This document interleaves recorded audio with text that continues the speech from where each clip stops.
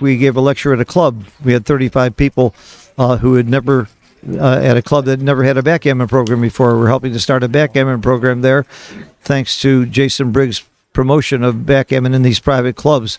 There's a whole underground of people that you never see at these tournaments that are playing club to club and within their clubs.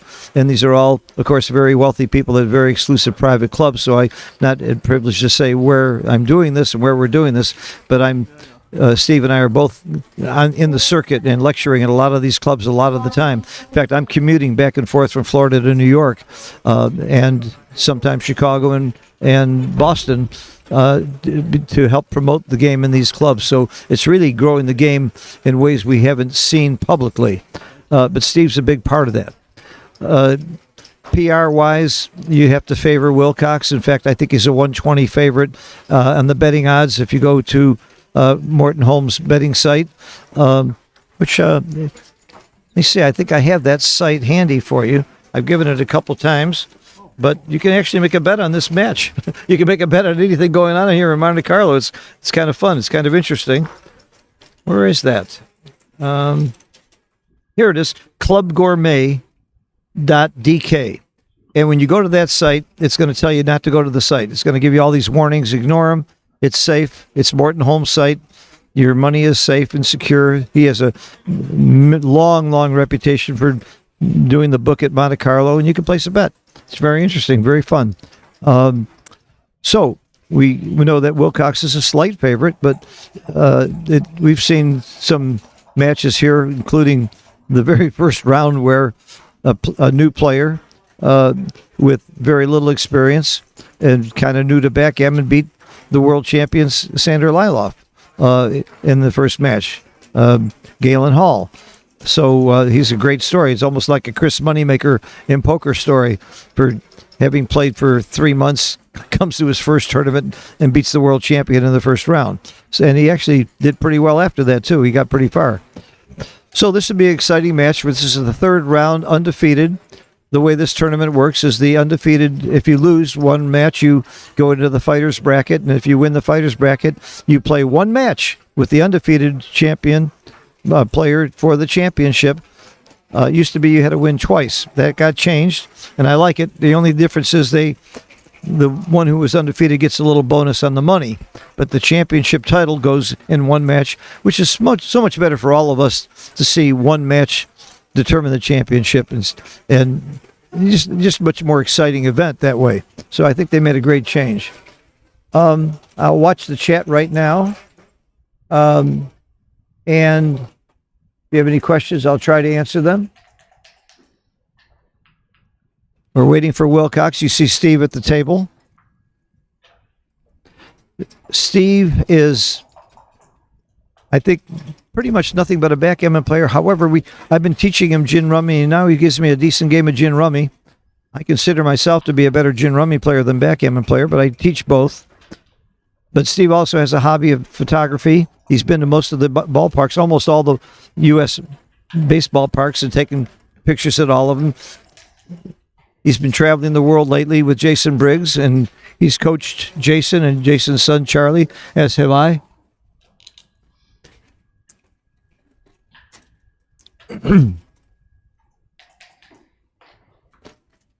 All right, here we go. I don't know the schedule today, but I'll let you know as soon as I know. That's Steve playing the white checkers on the top of your screen and Wilcox at the bottom of the screen. I don't have any help right now because everybody's playing the major tournament, and whether they won and lost in the side events, they're all playing, so I'm on my own.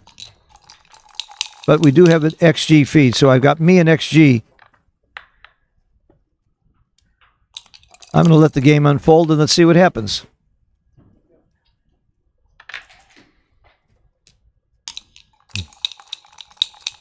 Very simple standard so far.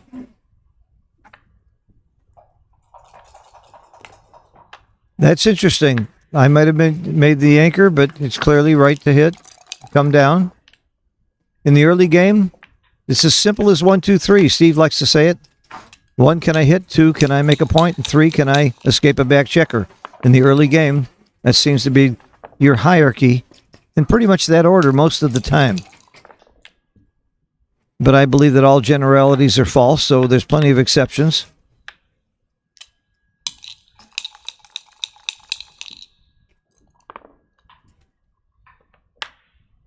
Steve always had that funny rolling style over the side. I could tell just from the hand if it's Steve.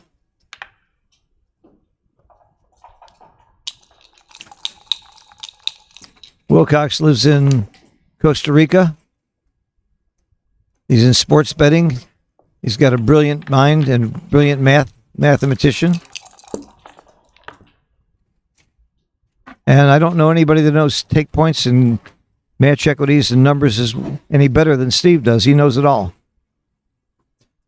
If you've ever seen Steve socially in chuettes or even casual match play or any match play, he probably takes 30 to 40 pictures a match if it's not being recorded, and then puts them all in and studies every single one of them.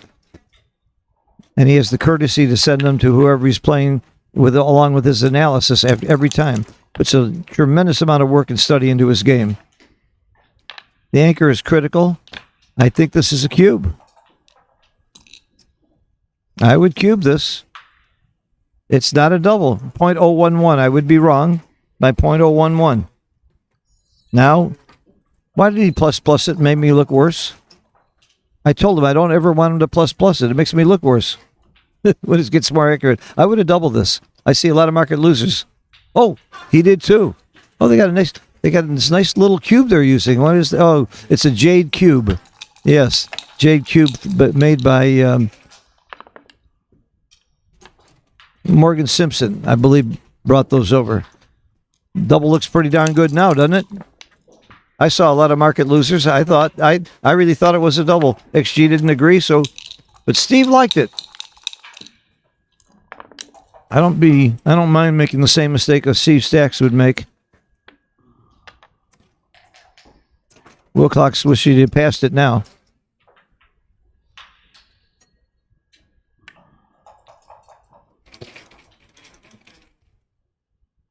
I don't think this 2 is too critical. I wouldn't waste a lot of time on the clock. And XG agrees. It's less than 1% difference between the plays. You want to use clock management. We saw in the last match, Mario got very short a time. Certainly didn't hurt his play, though. He played great. He won the super jackpot if you missed it against Peter Jess Thompson, who played under 2 PR.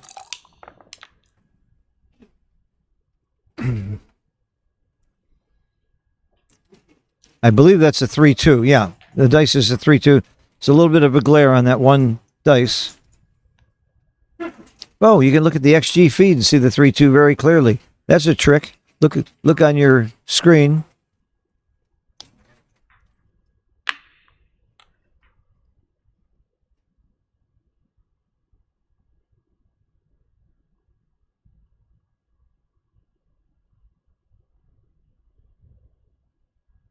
And as Mark Olson pointed out, the brackets I was publicizing to oh my goodness, look at this play.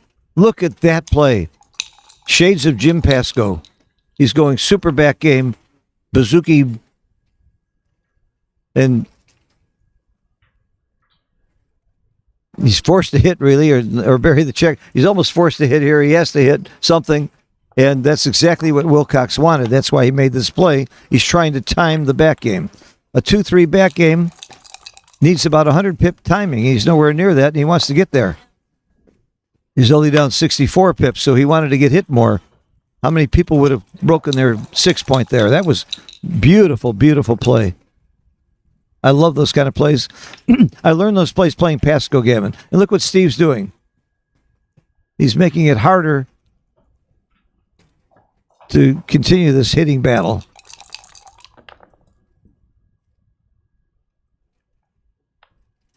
Coming up there was very important so that eventually when he can run out with the 6, he can still keep the 3 point.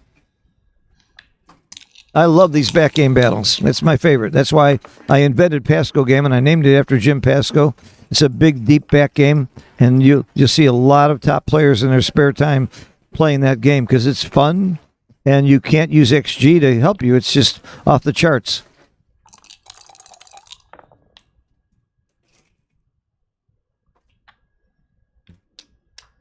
This is not great for Will. He would have liked to hit there, leave blots, try to time it. He's now in trouble time-wise, unless Steve rolls some big doubles.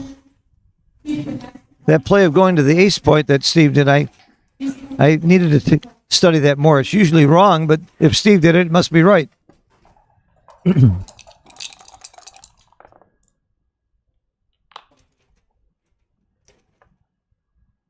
Double threes, just terrible.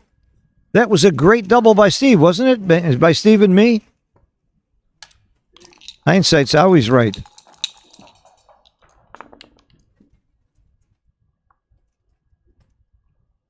You want to bring your checkers into the higher points so that it takes longer to leave a shot and hold your opponent in longer as well. So you don't really want checkers on low points. So you roll a roll that brings it into the 6 or 5 point. You just grab it. This is all forced. He had no choice.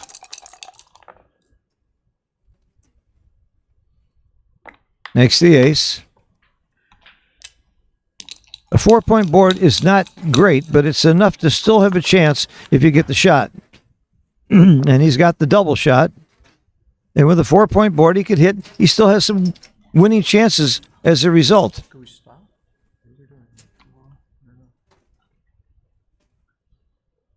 I think they're letting the transcriber catch up. That's what this is about. Yep, in fact, it looks like they're rebooting Extreme Gammon. What's going on? It's so hard to do that job. Aviv from Israel doing it. He's brilliant. I used to do this job myself at tournaments. I did it at the World Championships. I can't tell you, it's the hardest job in backgammon, doing live transcription. The fastest one I know this is Ben Friesen, and he's great at it.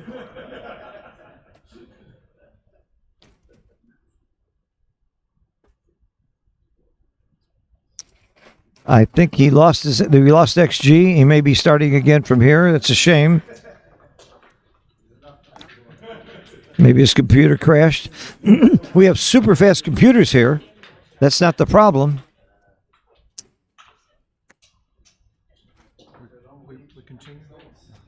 What a time to have to pause right before the double shot. Dice on the checker's no good.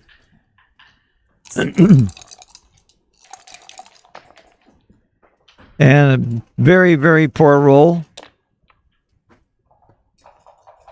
So we probably aren't going to have a good XG feed for this match. You'll have to rely on me. I'm sorry, everybody. Well, that's why I'll start looking at the chat more. If we have a really interesting position or cube action, somebody please run it and let me know.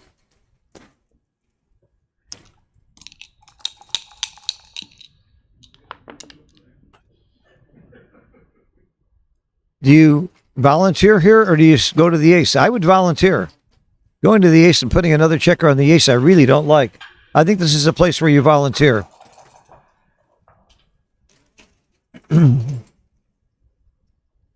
That's what he's thinking about. It's not too bad to get hit now. It might be worse to get hit later. Nope. He does not volunteer. Okay. Probably not going to get any worse or better later, so maybe it's just okay.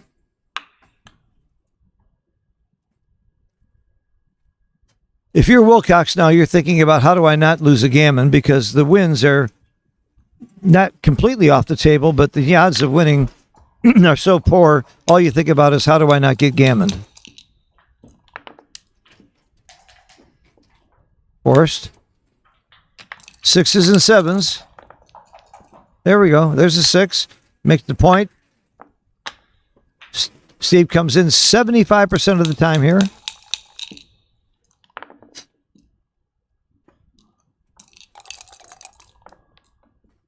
I think he comes out, get that checker out of there. Yeah, get it into play in the outfield.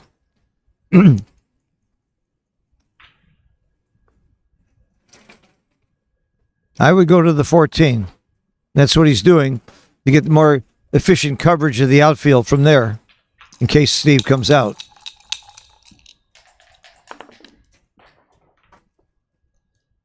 Steve's dancing is not great for Steve. It's going to really help Wilcox get off this gammon. And you can see he's not playing for containment. He would keep the checker spread if he wanted to really try to hit Steve. He's just trying to make sure he doesn't get gammon. Steve's not happy about the dancing, I'm sure.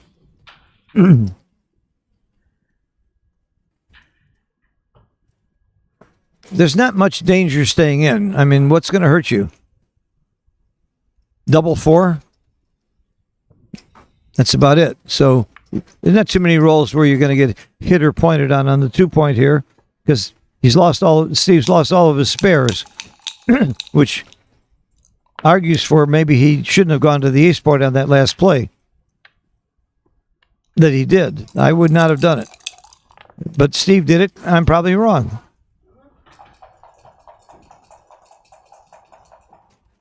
If you're trying to win, you hit. If you're trying to get off the gammon, you point. And I would make the point. I wouldn't hit. I would make the point and then come up to get out of the back, from the back. Play 23-22.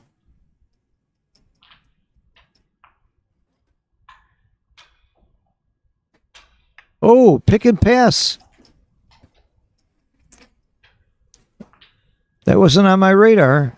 I didn't like the play. That's throwing another checker away and exposing some blots. But it's a reasonable play. Certainly is worth looking at. It was not on my radar. And it should have been. You should be considering every play.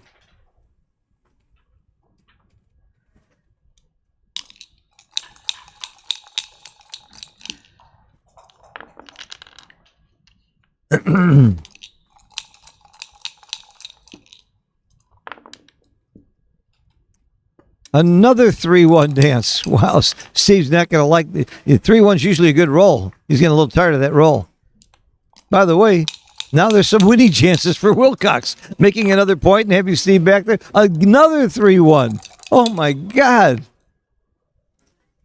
I don't mean to sound repetitively redundant, but he keeps rolling it.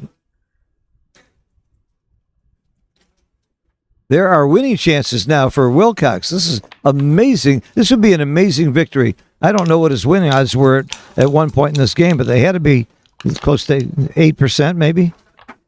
Finally, he comes in. A 2 for Wilcox would actually be big here.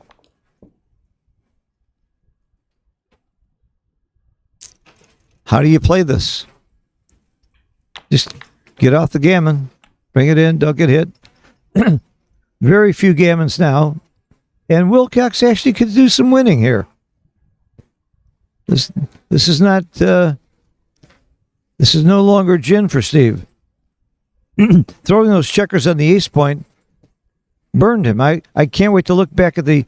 He did that time he slotted the ace and the time he went back down on the ace. I think both of those cost him. Certainly are costing him now.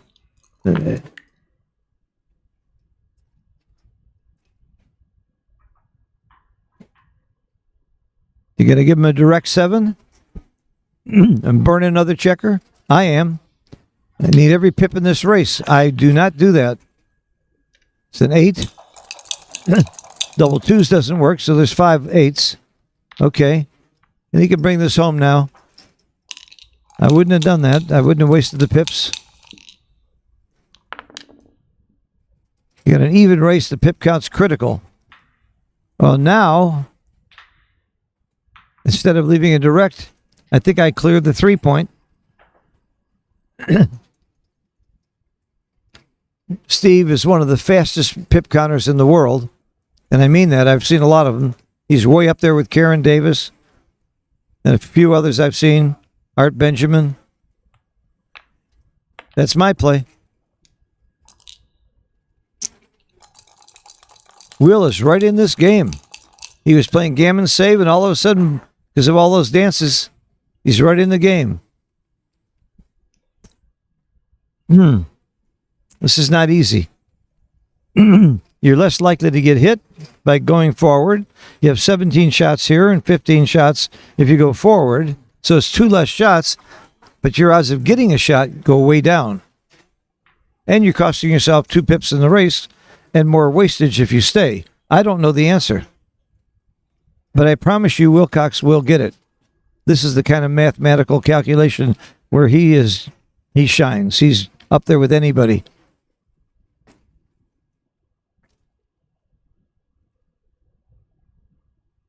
This is not an easy play for me.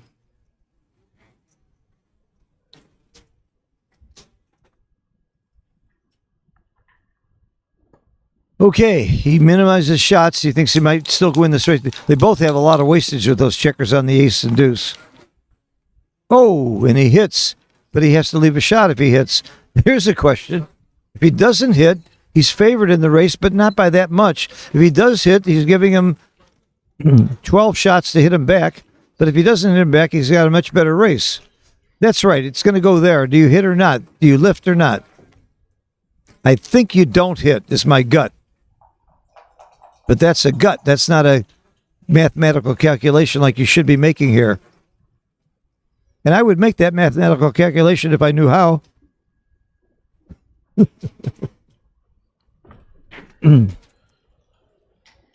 This is a tough one.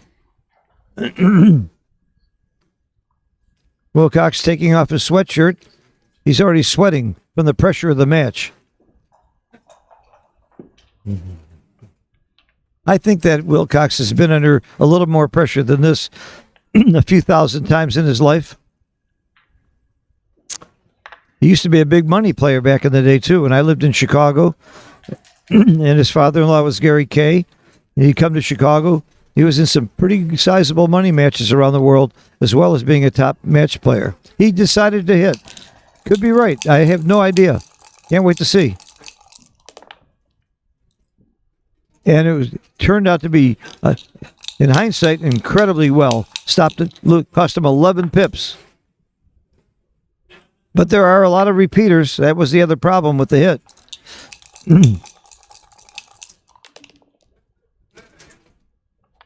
That's not a bad miss. If you're going to miss, roll 12 pips. He would rather hit, though.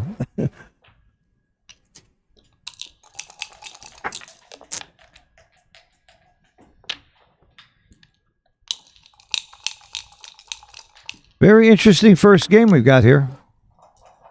Two great players. I wish we could see the PRs. I promise you they're both under 3, maybe under 2. I haven't seen a major possible blunder, I don't believe, unless I'm missing something besides brains. When I say that, somebody else says, oh, what am I missing? Oh, brains. Okay. Steve takes a 2-0 lead. Not particularly significant, but it's emotionally rewarding. Yeah, pretty sure. And Wilcox missed 2 shots. Let's change the scoreboard, please. They got to change the scoreboard. They're writing the score on the paper, but they didn't change. There we go. There you go, Steve. Thank you. You must have heard me. In my case, He channeled me. so I forget to flip these. And by the way, on your score sheet, and Wilcox is the one that asked me this, can you write the away score? The answer is at this tournament you can. Depends on if the tournament director allows you to. You can put down the away score.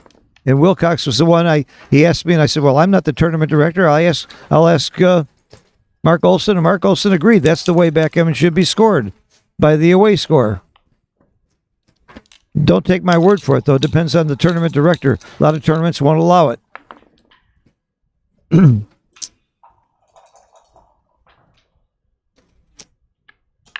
I think, oh no. No, I think you're supposed to come up to the 20 there. Whoa, we got XG back. Thank you. We got XG back. Nice to see. I guess we don't have it from the beginning, so we won't have an accurate reading of the PRs or the previous plays, I don't believe. Maybe so. Maybe they recovered the match. I don't know.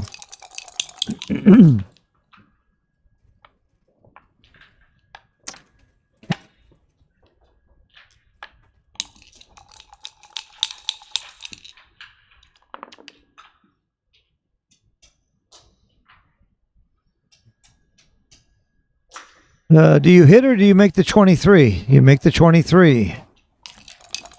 It's very big to have that 23 point. Half as many gammons as holding the ace point to hold the deuce point. Go from 15% to about 8% against the closed board. Nice roll. Kept his anchor and hit. That's a beautiful roll.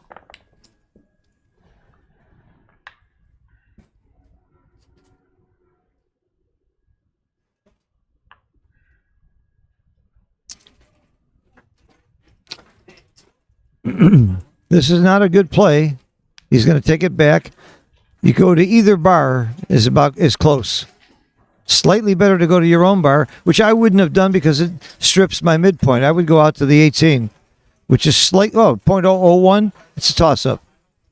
I don't like stripping the midpoint. I like going out to the 18. This play is not good at all.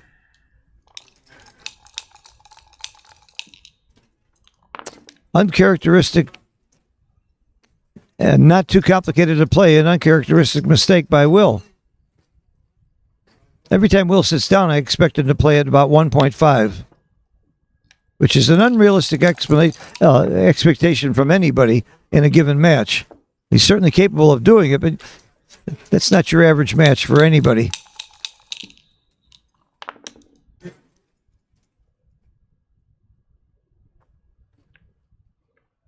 No brainer. Make the bar.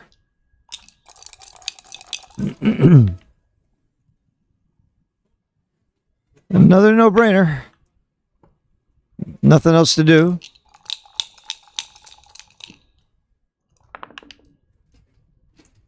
Oh, Steve was behind the ratch. Now in the race, now he's up there. There's a hitting play here. You can make the 3-point.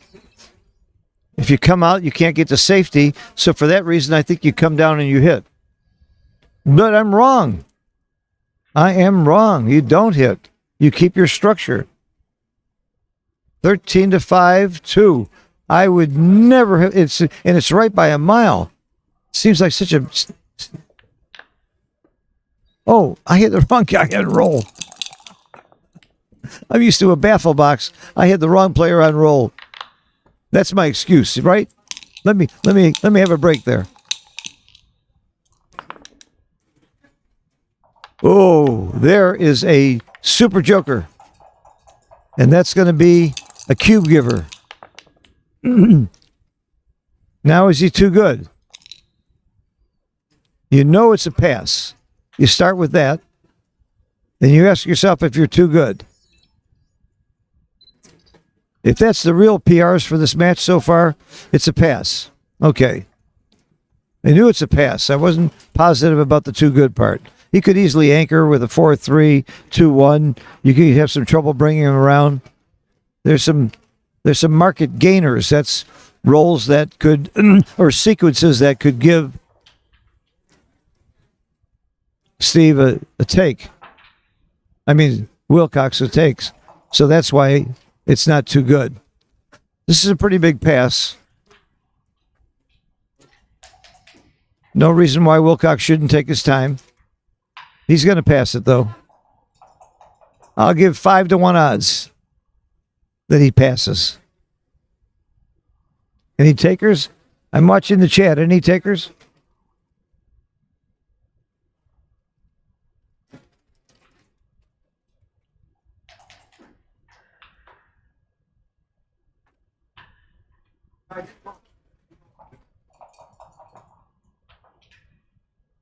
It's easy for us to look at the screen, CXG, and say it's a 12% error to take over the board. Maybe it's not so easy.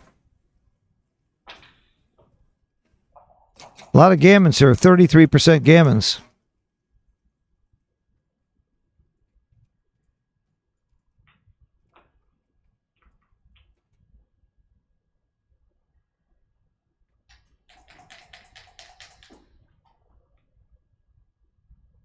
Even if those PRs are starting in this game, it's still pretty impressive, isn't it? Both playing under 2.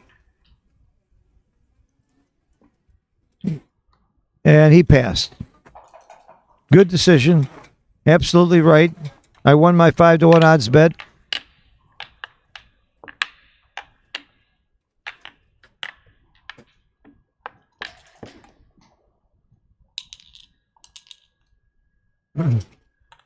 Okay, Steve takes a 3-0 lead. And I'm learning, even in a 17-point match, that's going to matter some, particularly on cube action. Probably not going to change your checker play any, but it really has an effect on cube action. We saw a couple of positions rolled out where if the score was 0-0, it's one way, and if at 3-0, it's a different way.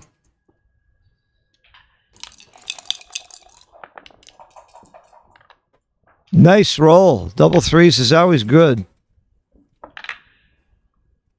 You tend to make the 5-point if there's a blot out elsewhere in the board. Otherwise, you often would make the 3-point instead of the 5-point. But with that blot,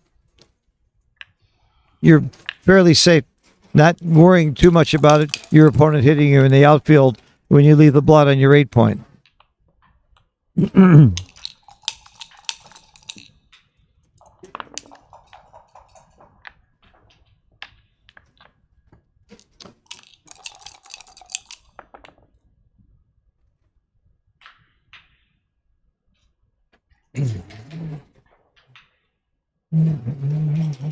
6-1.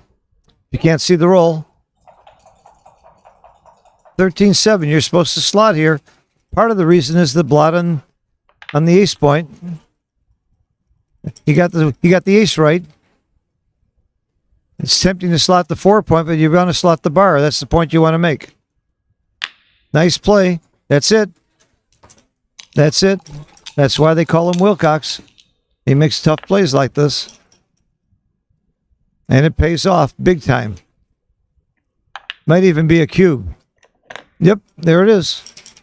Not much thought. Solid double, solid take. There's Steve pulling out his camera. See, even though this is recorded, he isn't going to wait. He's going to be up all night putting in all these pictures into XG, analyzing them, making comments, storing them away. And he'll probably share them with Wilcox and me if I want them. Big take.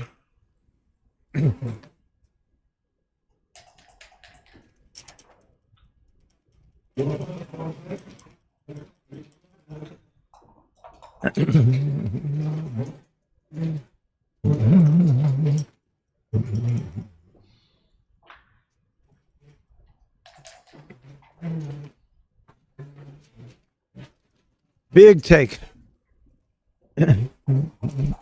In the background, by the way, the lady in the white shirt, that's Wilcox's wife from Costa Rica. They have a child. I think he's in college now. Oh my goodness.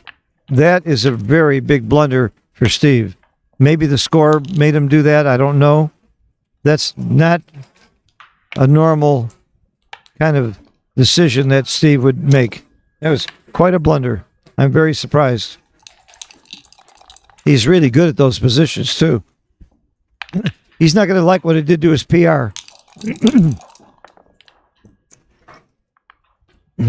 Yeah, went to 7 PR. He was under 1 PR, and he went to 7. That was really not a Steve Sachs play to drop that cube. Okay, not sure what he was thinking. It might have been the score. He may have felt he didn't want to take a gammonish cube when he's ahead.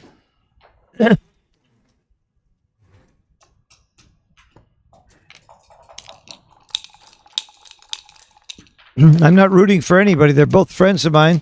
I have a tremendous amount of respect for both of them.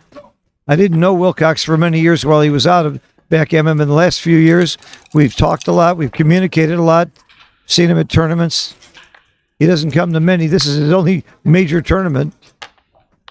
And he went to the UBC, but because of the sports betting and the NBA basketball season, he can't travel that much.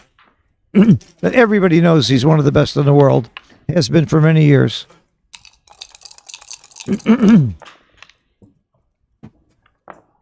Come in and hit. Or do you anchor? Nope. I mean, make the point. I would hit.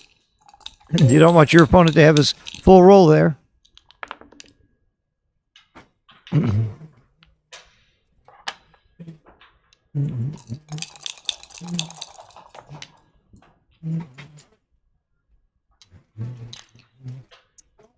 This is looking Cubanish.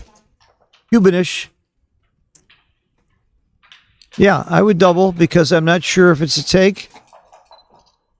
I guess I'm taking because of the anchor, but I don't like having those checkers. Oh, it's a pass. It's a close pass. Clearly a double. And not sure is a pretty good answer because it's only a .027 pass. So I wasn't sure of the take. Woolsey's law tells me ship that cube. Ship it. So the double here is much easier. The tough decision is whether to take or not. So Steve should be having no problem giving the cube, and he doesn't. And Wilcox immediately passes, which is correct.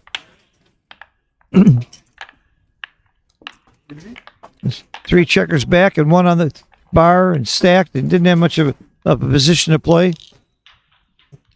Well, there's one I would have gotten right. That's one. One for Phil.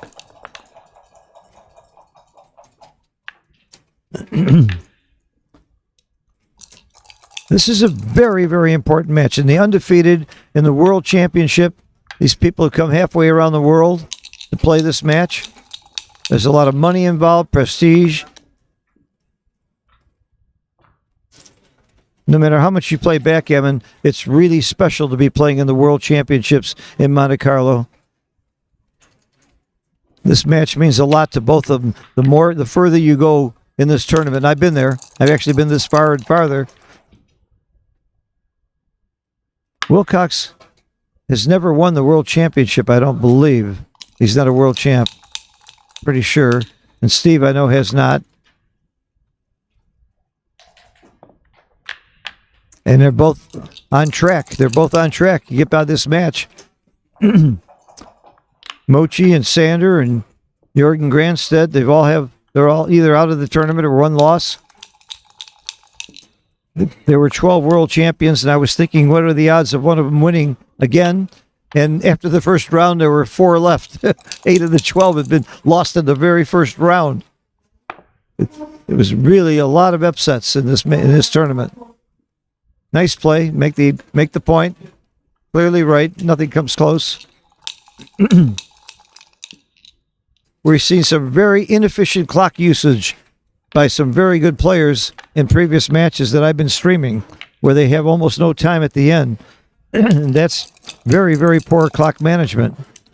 And the reason I say it's poor is because we can recall them taking a long time on some simple plays early in the match that you just shouldn't waste your clock. This is right on the edge of a double, so he's right to think about it. Right on the edge. 0.015. No double. Nice double, though. Easy take. He sees market losers. A hit and no hit back. Here he goes. He's going to hit with a 5-4. Or is he going to just make the point? I think you have to hit. You hit and you don't get hit back, you've lost your market. A lot more gammons when you hit too. Okay, let's see. We can see XG now. Hitting is clearly right. You actually win more as well. Very nice play, Steve. You got him outboarded 4 points to 1. That screams at hitting. And Steve sees that.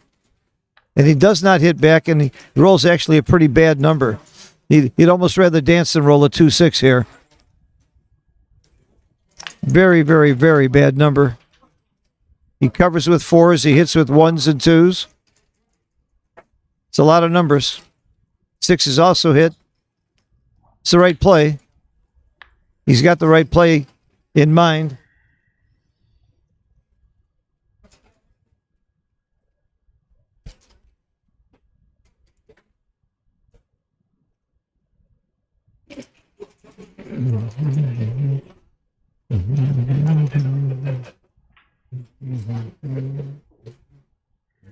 I need help. You got it. Atta boy, I got Joe Russell, world champion and co-teacher. Steve made a very big blunder on a cube. He was playing at 0.65 and then went to 7 PR on one cube decision. That was really poor. Otherwise, they're both playing great. You can see the score. I mentioned Joe Russell Playing earlier. Under one. Yeah. Not to be surprised. Well, anytime somebody plays under one, it's surprising. But early in the match, it's Yeah, it's early. It's early. Look at this play. I love it. When you have them outboarded, you need to blitz any way you can. That was a big roll for Will. Steve got to come in and hit again. And he does not. He covers. But he covers, yeah. If Will stays out, it's the end of the game. And he did. And that, oh, he didn't. No, he was already in. He only had one, He he only had one checker. I thought he had two on the No, he only had one on the bar. Okay.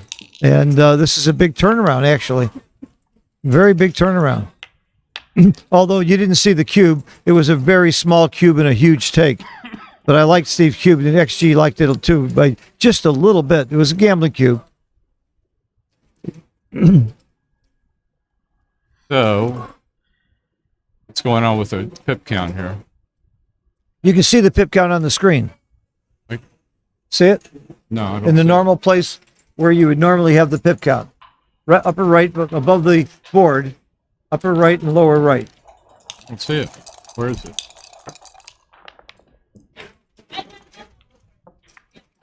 Oh, okay. I'm looking on the XG instead of on the board. Okay. Okay. Yeah, okay, I got it. I see You got it. I got it. We got it. Oh, where's that remote?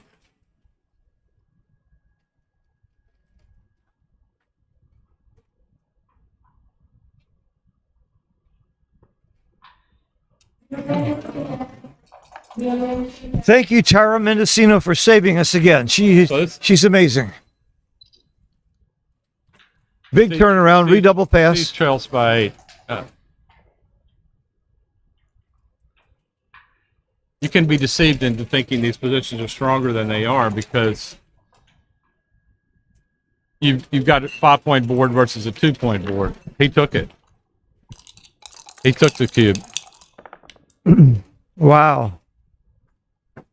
So that's 2 big cube errors for Steve so far. That's not characteristic of Steve's play. That position was a tough position. There you go. Probably not too unhappy at this point. Uh-huh. Especially leading, I would have dropped that cube like a rock. Oh, Look at this. oh, that's a big return. I think you point at him, don't you? Absolutely. You got no other option. Yeah, you got no. You got to point on him. He'll find it. Anyway, that previous position when Steve took the 4 cube, Uh-huh. it's not real easy to figure that out. It's easy if you see XG. Yeah, that's true. But it's not easy for a human to figure that out. I got you. 2-point board versus 5-point board. You're only down 8 pips in the race. And you got an acre. The problem with the position is you might have to play off the 13-point the next roll, or bust your board. Uh-huh. That's the weakness. I promise you, Steve took a picture and he's going to learn from it. Those are 2 things we know. Steve never stopped studying the game. And he's going to remember this cube. He'll remember this game. Oh, I would definitely play 8-7 here. I'm going to cancel my dinner plans. I was supposed to have dinner with Steve tonight. If he loses this match, I don't want to have dinner with him tonight. No, that's a great shot for Steve. Still under tremendous pressure, but he decreases the gammon chances significantly. 2 point. Yeah. There's nothing Else close. There's nothing else. Nothing else. Hit and cover. Make a point. You'll find it. You'll see why. You just get hit Anything too else much. is a massive blunder. I don't even know what he's looking at. I guess you should always take your time to make sure you're finding the right play, but that one looked pretty obvious. Critical roll and a performance. A wonderful performance. Could be a turnaround performance very easily. If he doesn't come in here, I don't know what's going on cube-wise. and he didn't. He didn't. Now what? We've got, now now what? he's got 5s and 2s, and this is massive. This is massive. 5s, 2s, and 6s out. It's not a redouble, but it's close. It's very close. I'll bet you if the score were even or reversed, it would be a big redouble. Well, another factor to figure is, as fine a player as Steve is, Wilcox is probably one of the top 3 in the world, 3 or 4 in the world. Uh-huh. And Wilcox is not going to be too thrilled with taking an 8 cube here. That is a factor. You're playing somebody really great. You want to pressure him with the cube. But does Steve think that way, or is he just trying to do the right play? Is he thinking about, hey, I'm playing Wilcox? He'll absolutely think about the fact that he's playing Wilcox. Okay. I mean, he's not going to change much because of Wilcox, because he's a fine player himself. He's not going to change much. Yeah. But if he's going to change for anyone, it's going to be people like Wilcox or Mochi. And this is Wilcox, I'll guarantee you, has a fairly good chance of passing this if Steve doubles. I think he'll take. I'd make it 3-1, 4-1 he takes, but the chance that he might pass. I think the score would make him take 2, though. Dropping and being down 8-1. You got about 10, 12% equity. I don't think Steve will double, but I don't. This is very. I don't think Steve will double, and I think Wilcox will take. But Steve did double, and Wilcox grabbed it instantly. Good for Wilcox, and good for Steve. I think a .04 mistake is not really a mistake. That's a fine shot. That's a very good roll. Moves a lot of wood. 21-9 is correct. He doesn't roll a 4. You're going to pick up another checker. You don't want to throw checkers away. And you don't want to leave that checker inside. That gives Wilcox a super joker double 4s and other 4s. Well, this is very close. .004. Good play, Steve. It might be either one. As long as you don't. No. Okay. All right, that we know is right. You got to move that checker off the 21, and the last one really isn't too important. They're so close. That's good. Nice play. That's the number 1 play, Steve.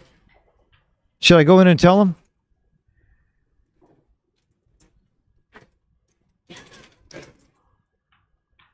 What a big turnaround. One thing to keep in mind is when you're in doubt between 2 plays, make the play that's going to be best for you if your opponent doesn't come in. That's a good axiom. You get more shots by playing to the 9 if he doesn't come in. Because the odds are he's not going to come in, so you're playing the odds. You always play the odds, Joe. Okay, I mentioned earlier that there's nothing like Monte Carlo for being under pressure in a tournament. Do you agree with that? Is this the most pressure you ever feel in a tournament? Honestly, I don't feel that much pressure. Because you won the damn thing, and you came in, and you've been in the finals twice. That could be it, but you're immune to it. Backgammon for so long, I had the most fun maybe in Monte Carlo. Okay, you don't feel pressure though. And Steve found the right play, by the way. Yeah, he did. Excellent, Steve. He did Very well done. I promise you, Steve's under pressure. Steve's under pressure in a $5 chouette. He's always under pressure. So here I'd get off the double 4.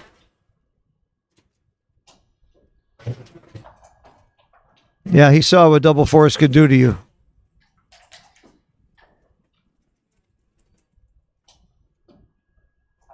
You missed the Super Jackpot finals where Mario had like 8 jokers to kill Peter Jess, who played under 2 PR and still lost.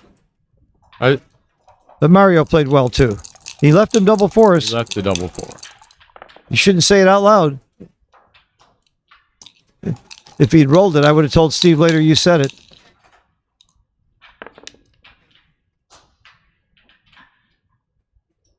He's thinking about the double 4s too, believe me.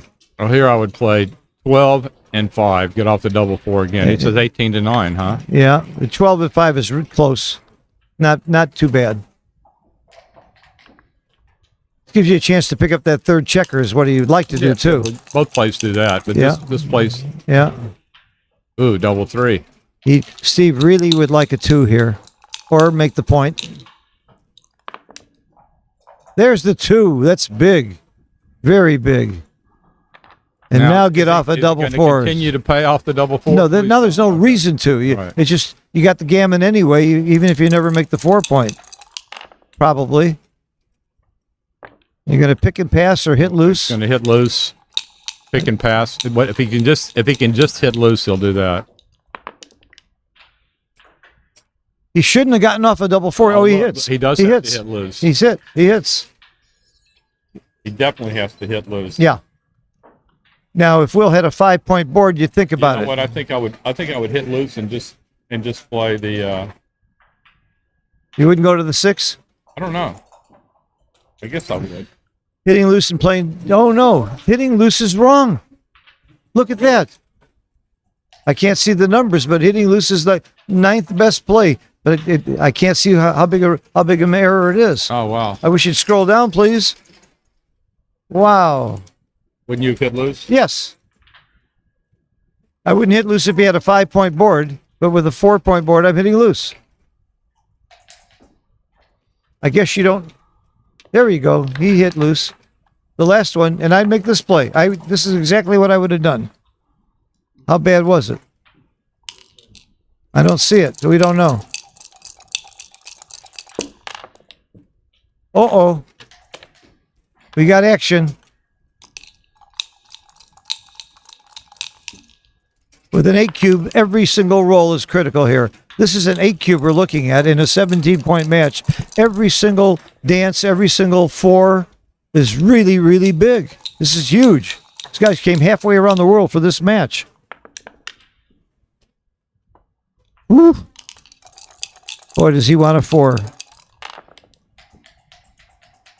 Does Steve want a 1 or a 4? Each roll, Steve has 20 numbers to come in, and Wilcox has 11. Oh, in and hit. In and hit. No, hits wrong again. Wow. Wow. 0.071. Wow. No, Steve, you should come in. Oh, he's taking a picture again. I mentioned this earlier. He's going to study every one of these. You and I hit, don't we? Yeah, I would definitely make a blunder on this. Yep, me too. But Steve's going to find the right And it's play. big of you to admit that too. Not big of me because I'm not Joe Russell. I don't know. That anchor is going to be very costly for gammons and maybe wins. Okay, you button up, you make a point. No, you don't make the point. Yeah, here, just start clearing checkers before he comes in. Uh-huh. Yeah, if you make it, you only got to clear What you'd like to it. have done is Yeah. like duplicated the double 4 and bring another checker in, but you can't do that. So just play 10-5 and 16-14. That's the right play. You found it.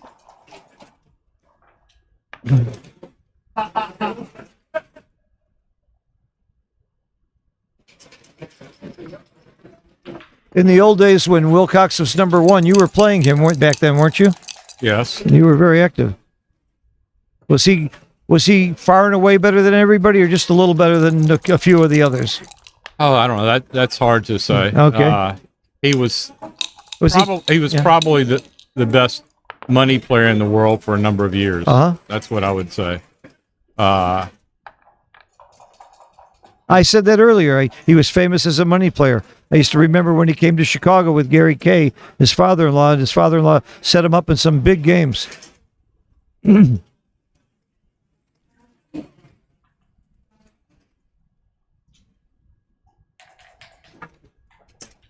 Don't forget Svobo was playing for money back then too, wasn't he? He was. He's had to be way up there as a great money player. Still is.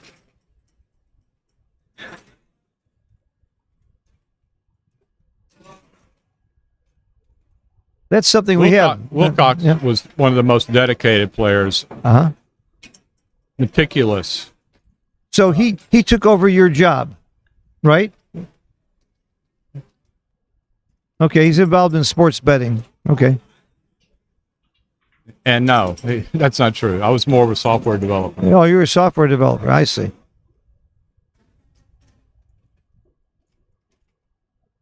He's an NBA specialist.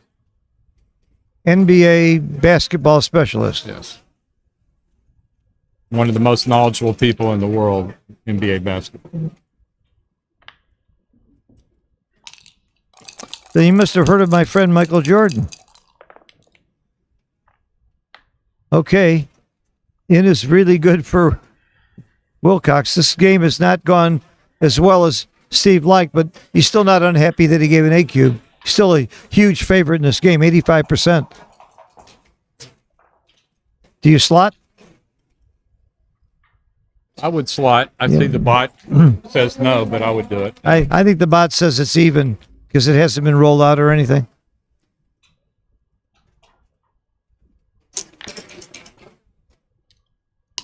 He could get an indirect shot, which might have made me afraid to slot. And that's exactly what's going to happen. No, an indirect. Yeah, he's going to. That's why that was one reason I might not have slotted.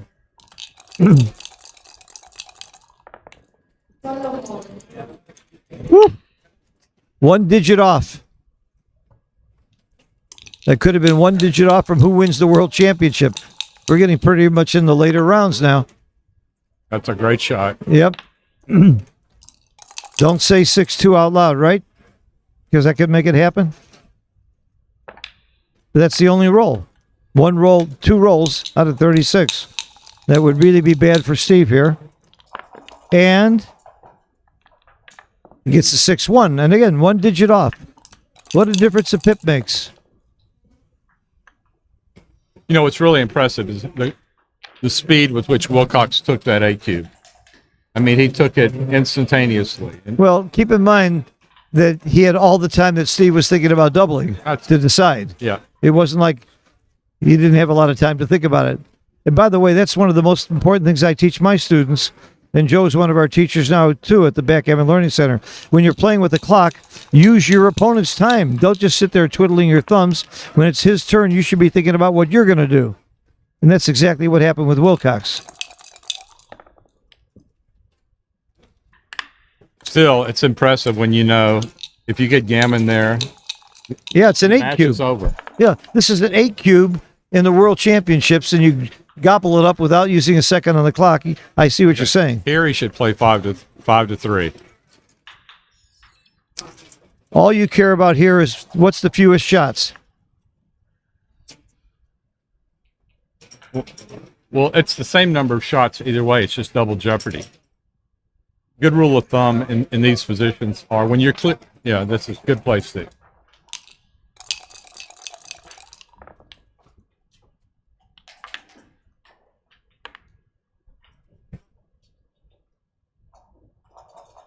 In the same position when you're clearing the 6 point against the 5 point, you bear checkers off as long as you have a spare on the 4.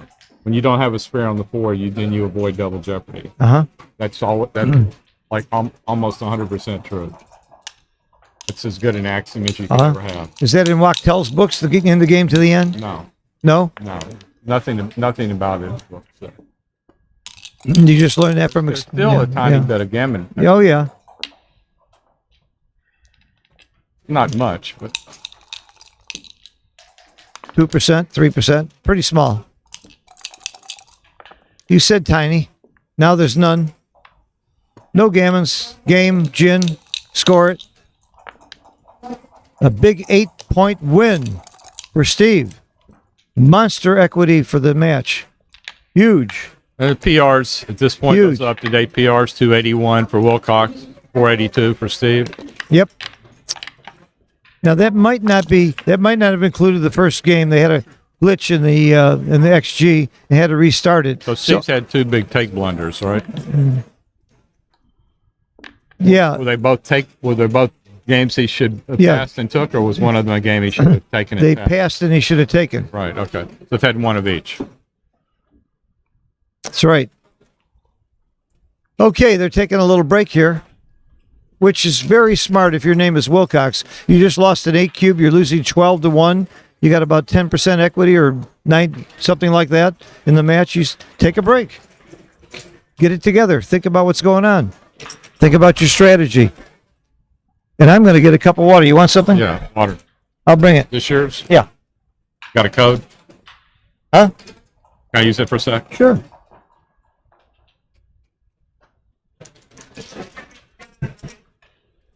I kept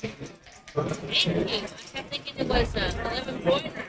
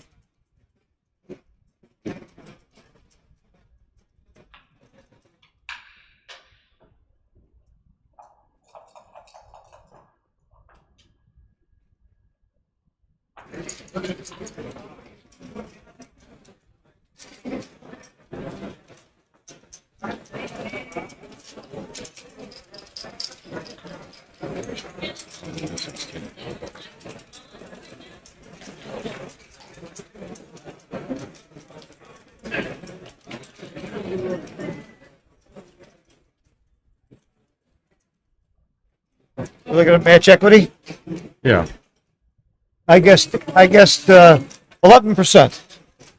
Eight and a half. Let's see, 8.1%. 8.1%.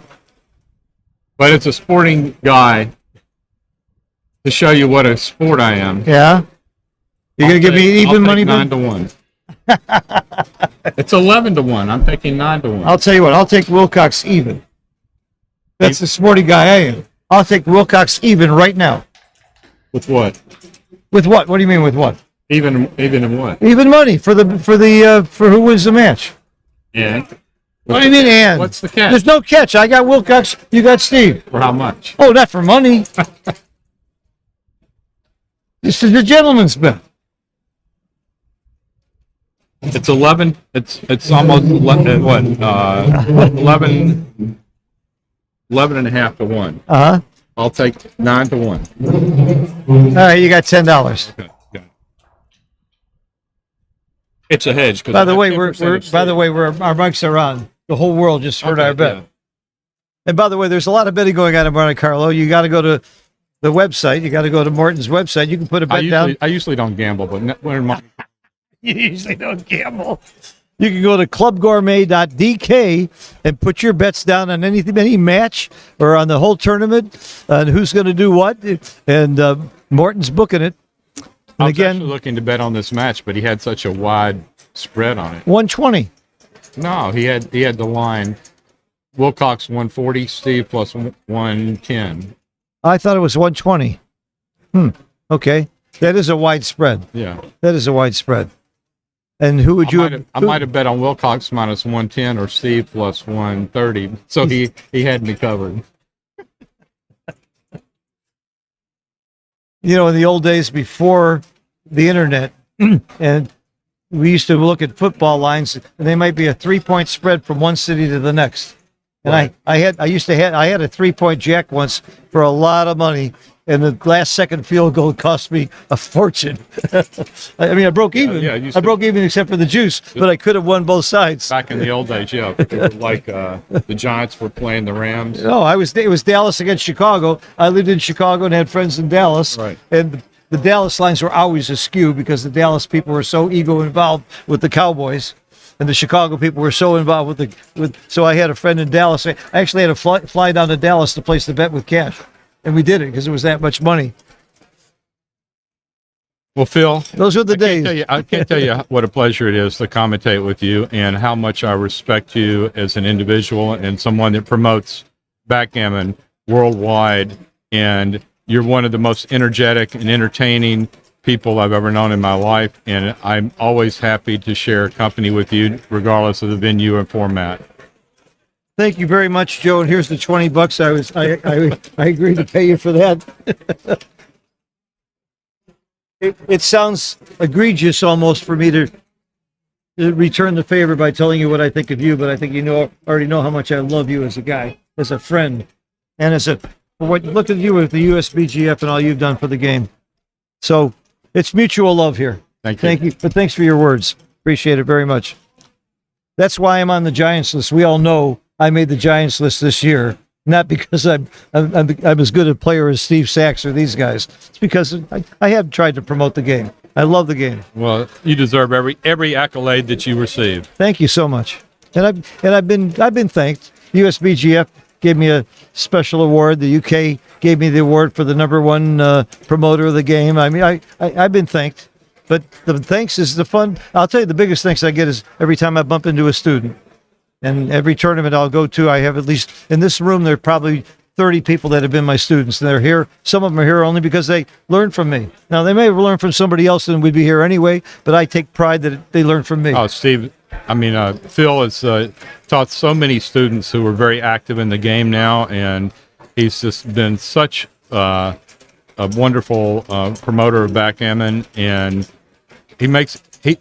just being around Phil is a pleasure. It's fun. He's just very entertaining, and students love taking lessons from him, and friends love hanging out with him, and he just definitely adds to the vibe and the fun of backgammon. I also add to the cash. I'm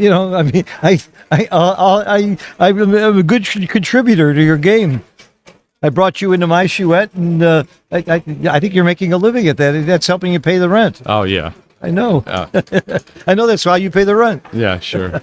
I might be able to pay my grocery bill once a month. Oh, look at this other match we got going. Petco and Jurgen is the only 3-time winner of this world championship. Do you remember when he won his 3rd world champion? No, Joe? I don't. You don't remember that? I don't recall that. No, I wonder who he played in the finals to win the 3rd world championship. Guy named Joe Russell. It's funny. Before that tournament started, Jorgen and Mochi and I were sitting at the same table talking for like an hour. And Mochi said, "I want to be the first person to win it 3 times." He'd won it once then. And I said, "I just want to be among the people that have won it twice." And Jorgen had won it twice. And it turned out Jorgen and I meet in the finals, and I'm trying to be the person to win it twice, and he becomes the person They win it 3 times. And by the way, I did the commentary on that match. You were sick the first match. He had to win twice. You were really sick the first day, and I think the next day, what'd you play, a 2.4? Something incredible. I think it was a 3. The 3, but back then, a 3 is like playing a 2 today because the level of computer analysis has improved in the time using extreme. More time to spend. Right. So you played as good as anybody in the world ever played.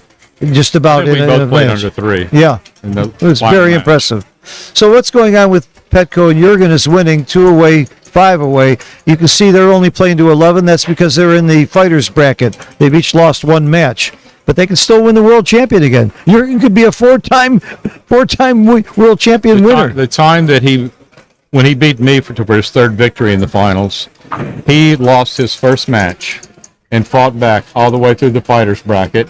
He had to win 11 matches or 12 matches or something, maybe 13. I don't know what it was. Yeah. But he had to win, and he was the best. I had already won the winner's bracket, and I'm waiting for the fighters bracket to finish. And I was obviously rooting against him because he was the best player left, and I didn't want to play the best player left. Of course you don't. That's natural human instinct, right? So every match he was trailing 2 away, 7 away, or 1 away, 5 away.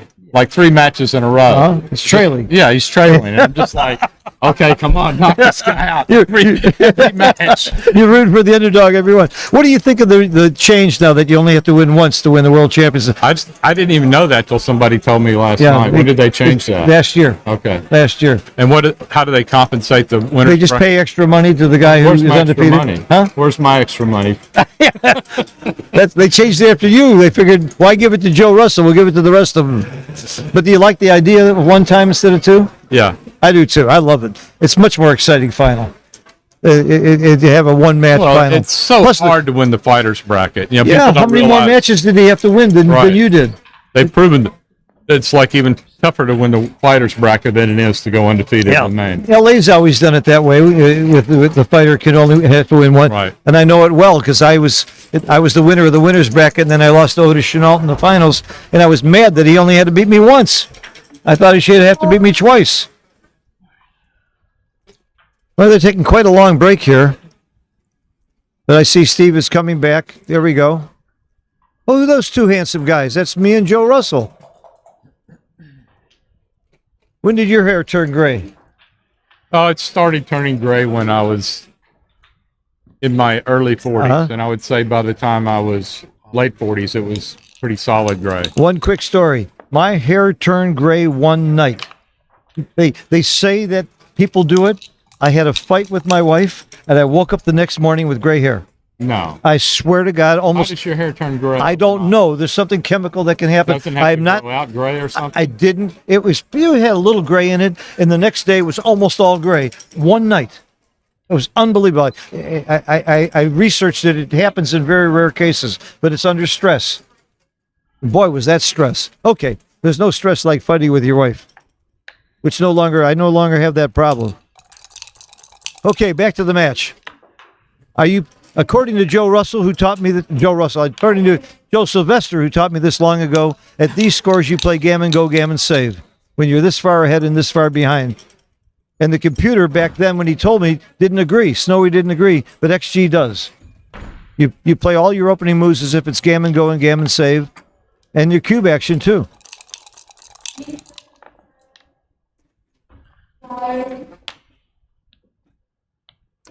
It's almost automatic, and this is something a lot of beginners and intermediates don't do. It's almost automatic to go out to the 18 with that 6 in the early game, and usually very wrong to go down to your 7 point.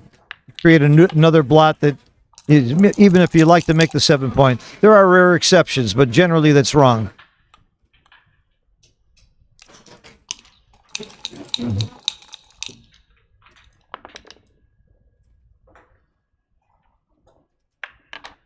So the match equity says 11%.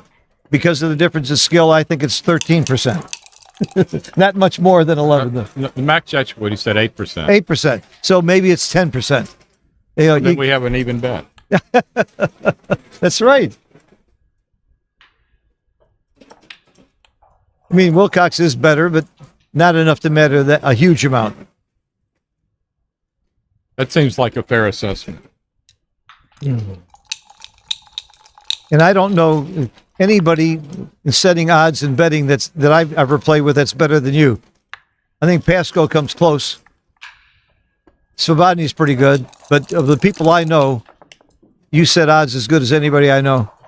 Well, thank you. It's something that comes pretty natural for me. What makes me mad is when we put it in the computer and check it, you're always right. Your settlements in money games is uncanny. You're within 0.2% all the time. Okay, we got prime versus prime, but 3 checkers back is not really good for Steve here. Wilcox has a decided advantage. Oh my God, he's only 51%? What am I missing here? Oh, because his are solid. He's got 4 in a row without the gap of the 7 point. I had no idea that was that big a difference. This is a 50-50 game. I really thought Wilcox had a real advantage. He's getting a swing at the blot right now. That's the reason. Okay. A free swing. And a swing and a miss. 5 4-pointer. A swing and a miss. That's not really a miss. He also has that big too that he can point on the 2-point. There weren't many numbers, but all right. So it certainly has turned some. There's no way you double when you're winning by this much, is there? No. Heavens no. He's got 4 men stuck behind. 3 men stuck behind a 4 prime. He won't double this. It's only a 0.64 error. Absolutely, he will not double this. I'll guarantee you, he will not double. It would be the biggest blunder that Steve's ever made in a tournament, maybe, if he doubled. Wouldn't be that. Okay, he rolled. Nothing wrong with him stopping to think, though.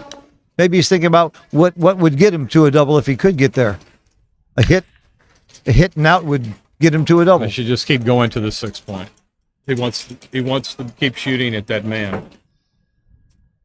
Well, he would still be shooting if he moved the 2, but not as well. He dupes 1s and 3s by staying there, so it isn't that expensive. It isn't that costly to stay there because it dupes the 3s also. This is a little bit wrong. Not bad. Just a little wrong. 3%. The main thing it was 2 blots instead of 1. If he Now it's right on the edge of a double. The score would stop him. No, this is no double. It was. Oh, I see. I was looking at the wrong screen.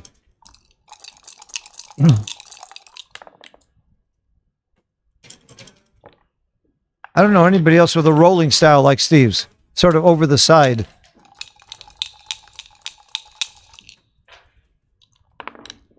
Oh, it's because he's a left-handy. Yes. That's why he's lefty. That's why it looks funny. So now, where's Wilcox at? Probably still not there, right? At the score, you never know when you're not there. Oh, it was a double. It was a big double. Well, it was a big I double. don't fault him for not doubling. I would have an itchy trigger finger at the score. I think I would have found that double. But he's got such a hang up on trying to do the right thing, and I don't. There he goes. Double pass. Big pass. Steve scored it before he turned the cube.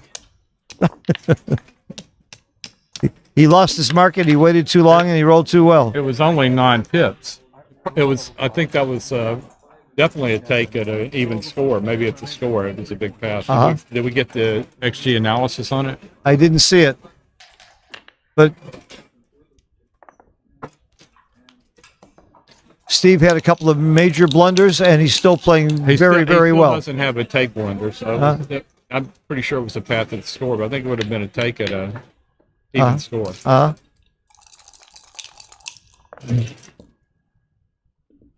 So where are you in this tournament, Joe? You're sitting here for a reason, aren't you? Eliminated. Yeah, that's why you're sitting here. Okay.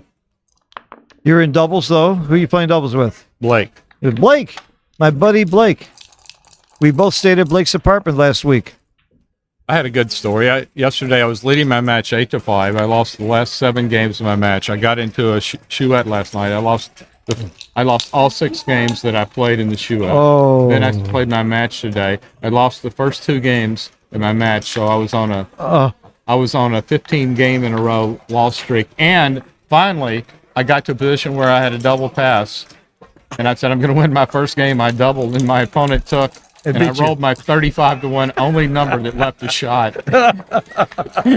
And you lost? And I lost. How many games in that in a row? That's 16? That was 16. What's the odds on 16? Come on, you know that.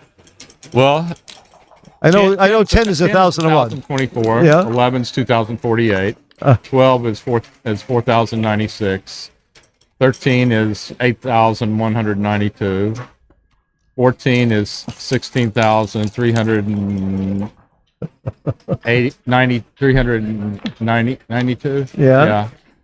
So 32,000 to 1. Yeah. 32,000 to 1, and you did it. Plus, the odds are even worse because of your skill level. You were probably better than many of the people that beat you those games. Probably.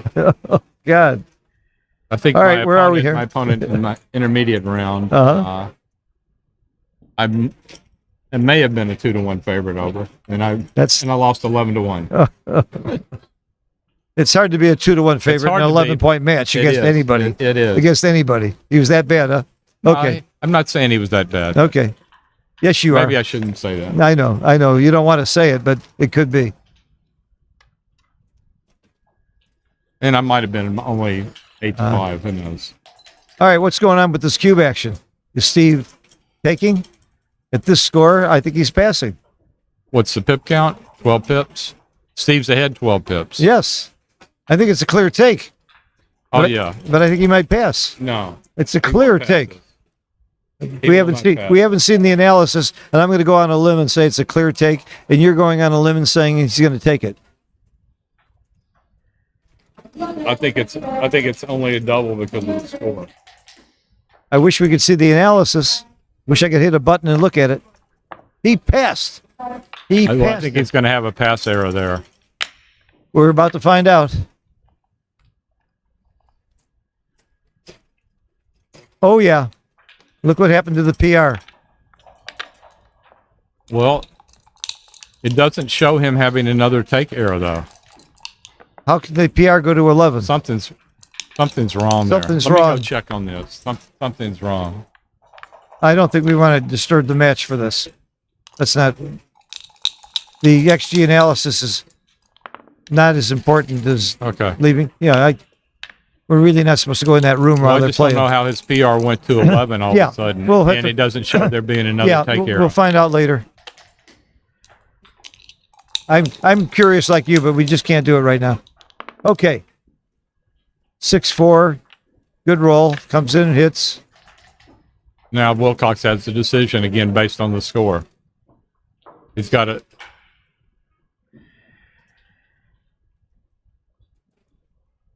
I like this cube. It's a good pressure cube.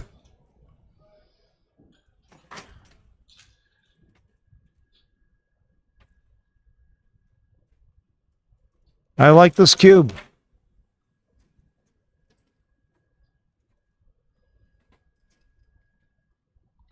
You just saw Steve blunder on a pass. He might do it again.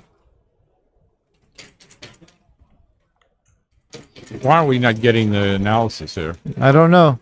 There it is. It's a good double and a good take. We're not, we're not sure Steve wondered because it doesn't show him having another take arrow. So I'm not sure what's going on here. Uh-huh. Double hits without thinking, going for the gammons, which is when you're losing 12-3, you want to think about gammons. That's a good roll for Steve. Hitting is big here. Wonder if any. Oh, double threes. Do you come in and hit? I do. You hit or make the 4? I think you hit. Oh, I'm right. XG says hit. No, XG says hit. Wilcox will get Anybody in it. the commentary have anything to say? Yeah, I'm looking at the commentary. If anybody knows about that last cube action with Steve dropped, if anybody saw it, let us know. Nada. Not yet. I don't see anybody intelligent on the stream. Well, Bob Z's got to be there, right? Casper, Jim Painter. I see a lot of intelligent people. I'm kidding, of course. But nobody's giving us an answer. Make the bar? No? Okay, yes. 6-1. I have to admit I might have made the bar there.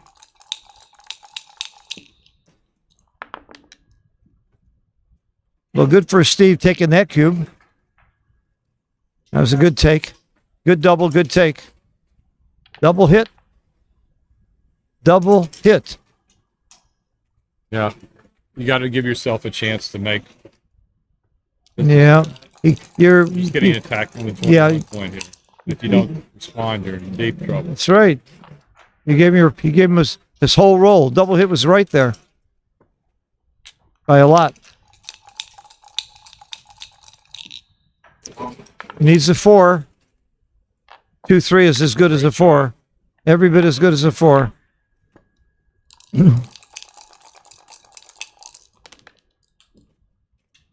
Gonna hit again? Certainly hit. Yep. When you're blitzing, blitz. But you're running out of checkers in the zone now. Getting thin. That's still a good roll. Nice play. Very nice play by Steve. Oh, hit and cover. That's a great roll.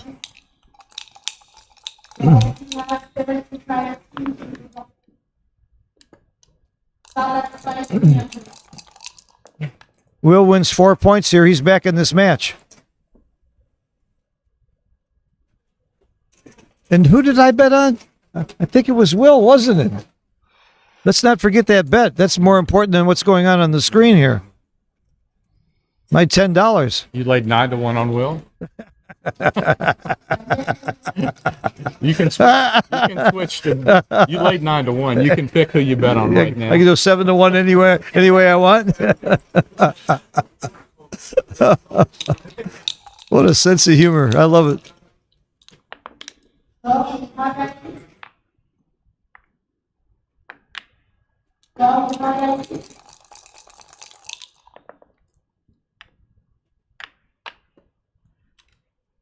I'll be honest with you, Joe. This is a replay. This they played this one yesterday. I already know what's happening. Unfortunately, since I have 10% of Steve. You know it's not true. Okay. That would be funny though. I still One of can't these days I'll do understand that. how Steve's PR went from like the low fours or mid fours to 1032 Without another take blunder. without another take one. Yeah, it's got something wrong. You're absolutely right. We can't rely on this XG feed today. But we knew that was the take blunder, though. Maybe we're wrong. Maybe it wasn't a blunder. Well, then he made some massive checker play error or Yeah, something. yeah, somewhere. Steve will not be happy. Steve will only be happy when he plays well. He's like every really good player. You can't control winning and losing that much, but you can control how you play. Most tournaments, I would just as soon play well as win. But this is one tournament I would rather win than play well. Okay. How about you? Oh, every tournament. At my level, every win's a win.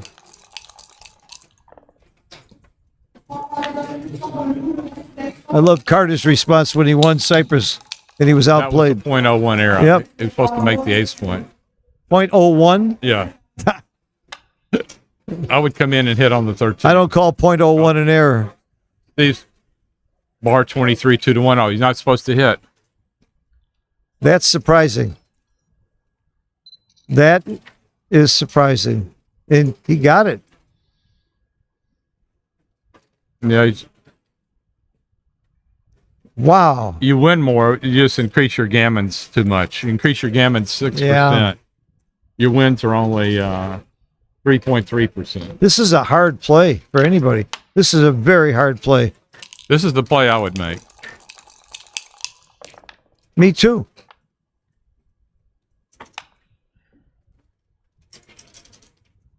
I wouldn't know whether to come out to the bar or come out to the 16. I would have no idea.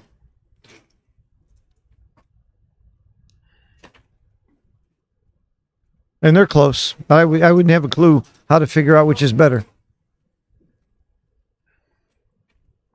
They're close. That's the right play, Bo. No, he came out to the 15. That's the third play.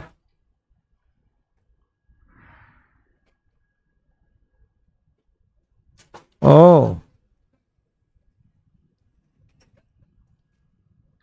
Well, that was my choice, the 15 or the 15 or the 18. I wasn't looking at the 16. Okay. Not a bad play. Not too bad.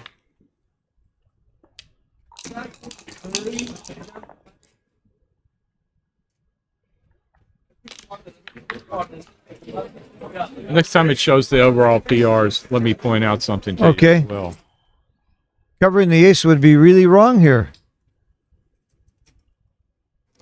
I guess you want him to come in and crack, or is it it's about timing? It's about keeping that 5 Yeah. prime in front of all those checkers. Did Jorgen win? Something's did. wrong with Jorgen the won. XG feed. Something is wrong with the XG feed. So Jorgen beat Petco, is still alive in the fighters bracket.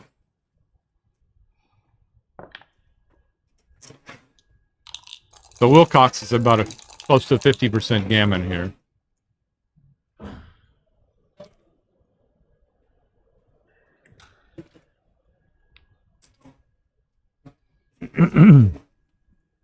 In my opinion, Wilcox could easily be the best player in the world. It's hard to say, it's hard to. All the top players are so close Well- to each other, but it could be Mochi, it could be Wilcox, it could be Sander, it could be ZZ, it could be a handful of players. But, Kazuki, Peter Jess Thompson, Yeah. Hideaki, but Travi if he was playing more. I would actually probably just as soon have Wilcox as anyone. Uh-huh. I think you can flip a coin with most of them, but who's tournament tough? If you were forgetting PR, Mochi still is the guy that scares me the most. Yeah, Mochi deserves everything for Yeah, all he's done. I mean, Mochi. I talked about it earlier, how he got into the Hall of Fame and why he, for a non-U.S. citizen to get into the Hall of Fame for what he's done for the game in America, he deserved every bit of that. You explained it to me very well.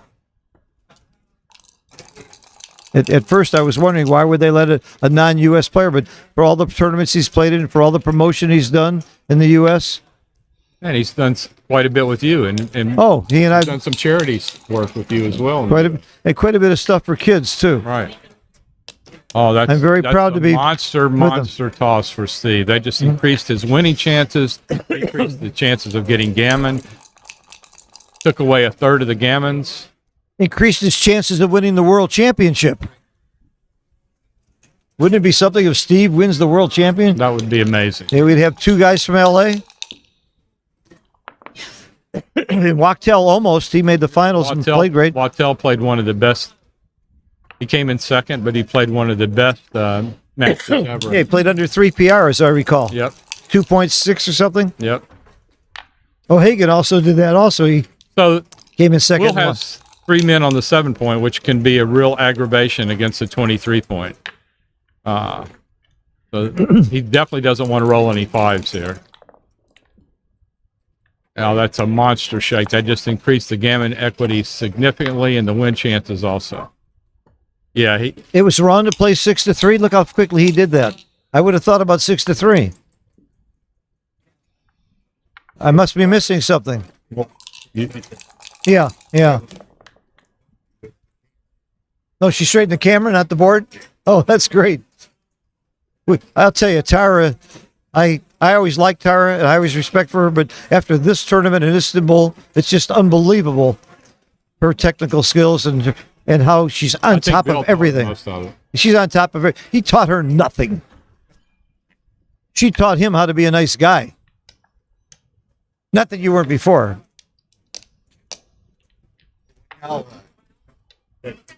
Yeah, we're shutting it down after this match. Until what time? 10 p.m. Okay. There'll be no streaming until 10 p.m. Monte Carlo time after this match, which means I get to rest and have a nice dinner. I might I'm going to take a dip in the pool. What a beautiful place to take a break. now look at this. He's got to clear the point. Yeah, He's got to clear. Yeah, that He's still got ones to play, gave but, Steve like but twos are not going to be fun. 10% extra winning. Oh, my chances. God. Well, think about the next two if it doesn't come with a pair. Next two is not going to be fun. That's why you stay, you don't run. You stay and make the two really horrible. Watch this too.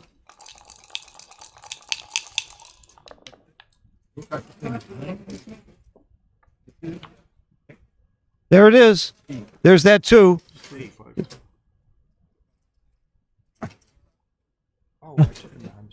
It's okay. All right. What's the delay here? Wilcox bore the 4 off Okay. instead of to the 8 Yeah, point. yeah. An ace is monstrous here. Monstrous. And he got it. He got it. Wow. Unbelievable. He had a roll of 2. He had a roll of 1. And now Steve's a big favorite in this Well, game. How many men does Wilcox have off?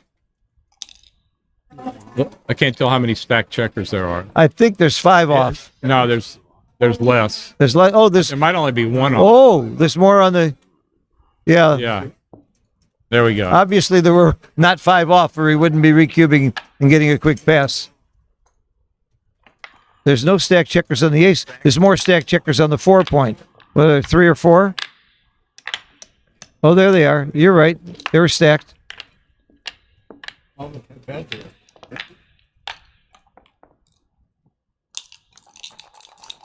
That was a very, very big game for Steve. Will had a chance to really get back in the match there, and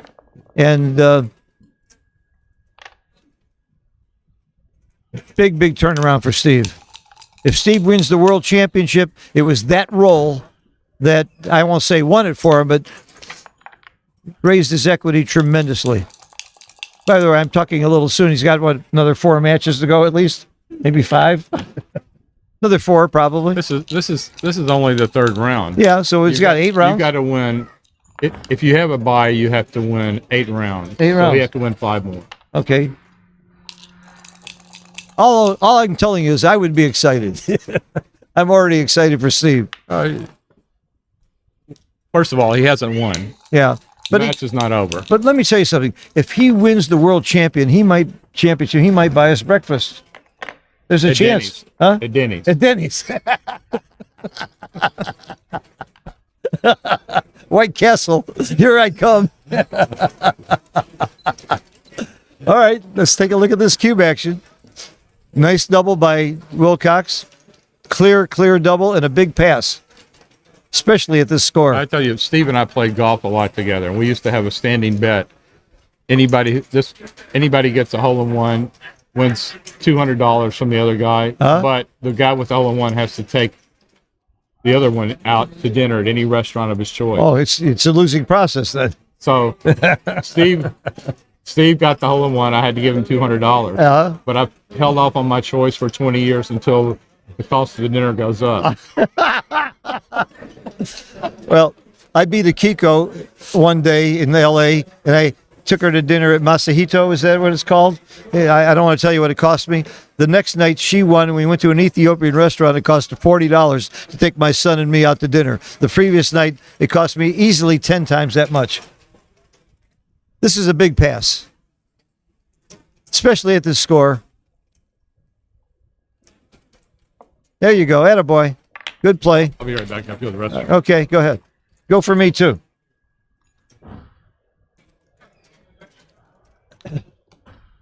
Change the scoreboard. Change the scoreboard. Bill, they didn't change the scoreboard, I don't believe. I think it's 15.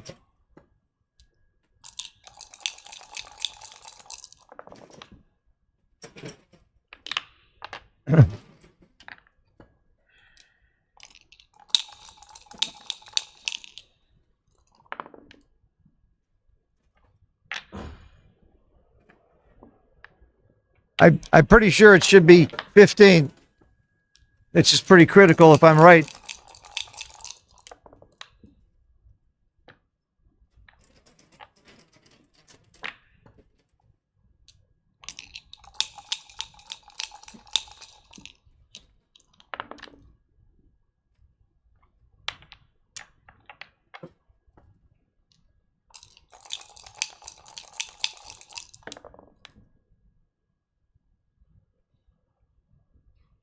Look at Wilcox playing under 3. That was to be expected. And Steve is not playing the best he's ever played, but he's certainly nothing to be embarrassed about.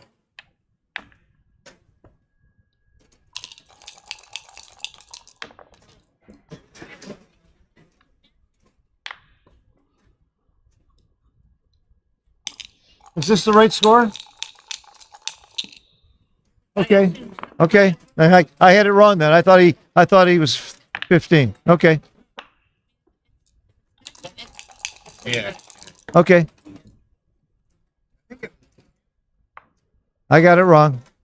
They got the right score. Three, and that point went to Snellings. That. Oh, that's right. That's right. That's where I got it wrong. They got the right score. Okay. It's 3 away, 13 away. Everybody knows the match equity for that. 6%? That's my guess. All right, we're at 14-4. Yeah, 6% is my guess for equity.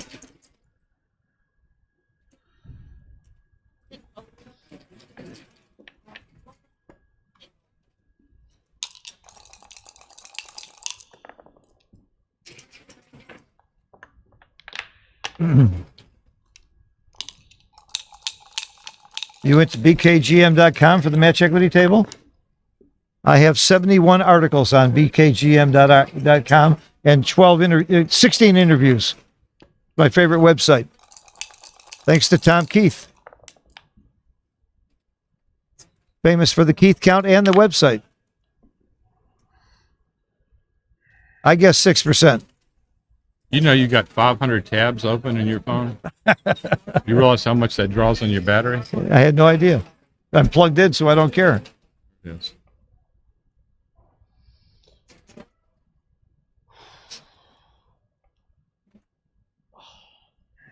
Accidentally closed it. Going into overtime. Pistons against the Nets. Double threes. Nice roll. He's thinking about the cube. I don't see how. No, he's not thinking. Okay. About I was saying, I don't Right see shot. how he could think about the cube. Makes the 5 point. What else is there? Why would you consider the 2 point when you can make the 5? it. He's not. Okay. A dance here and you think about the cube. At this score, if you dance, I would give the cube. It's here. It's a pass. The pass? Yeah. He came in. It still might be a cube. I'm doubling here. If I'm losing 4-14, I'm doubling. Oh, look. It's a pass no matter how he played it, according to XG. It's a double pass.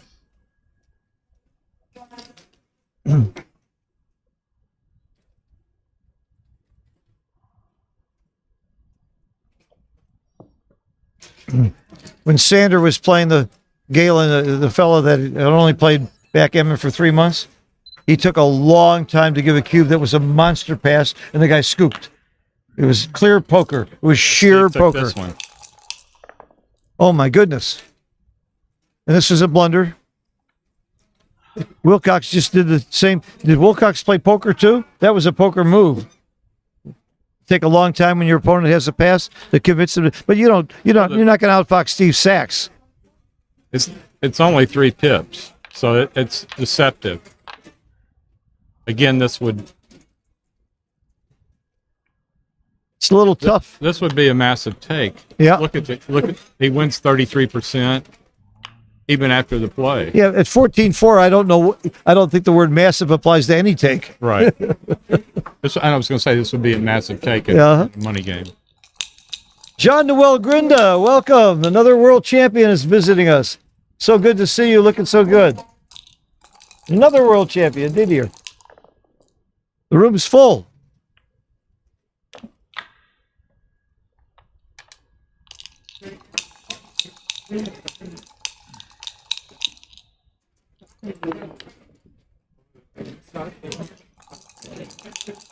He's being punished for this take, possibly. Starting to look that way. Do you lift? Do you lift at all? Do you think about lifting? It's right to lift. Yeah, I would lift. But real close. It's very, very close. I would have lifted quickly. Oh, it says it's wrong to lift. Wrong to lift by .01. Yeah. I don't use the word wrong when it's .01. That's the difference between you and me. I would have lifted.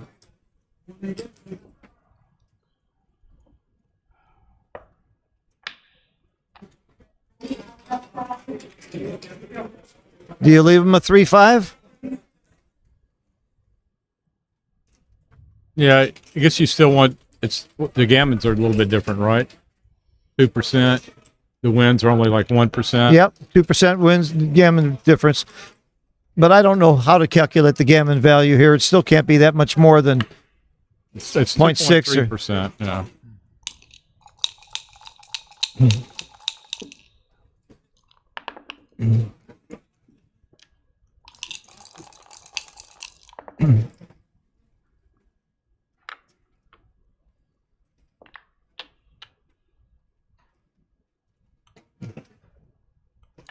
That's about all you can do there.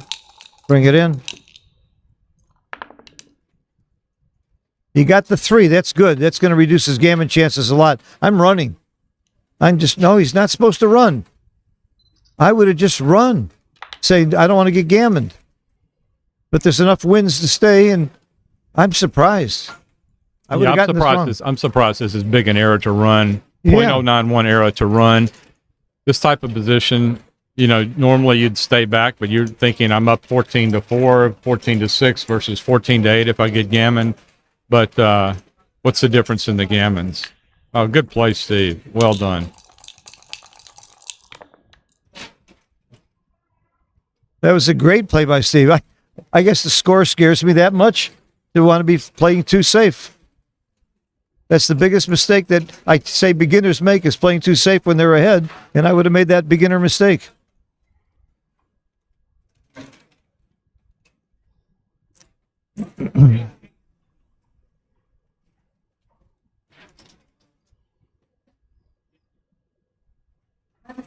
One way to look at it is, what were the numbers that pointed? Double twos, 3-1, double threes. But 3-1 really wasn't that big a gain, because then you'd have 3 men. You haven't closed out, but you'd have 3 men on the 6 point, and flat on the 3, 4, 5. But there were no immediate shot levers, were there? Immediate? I don't think there were. I needed to look at it a little bit more. My gut was No, get the hell out of there. I don't think there were. I don't think there were any immediate shot levers, so he's going to have to stay there for at least a couple rolls to make it worthwhile. And now you're going to run. You're not going to waste pips. Well, he's not wasting pips by staying, so he can stay.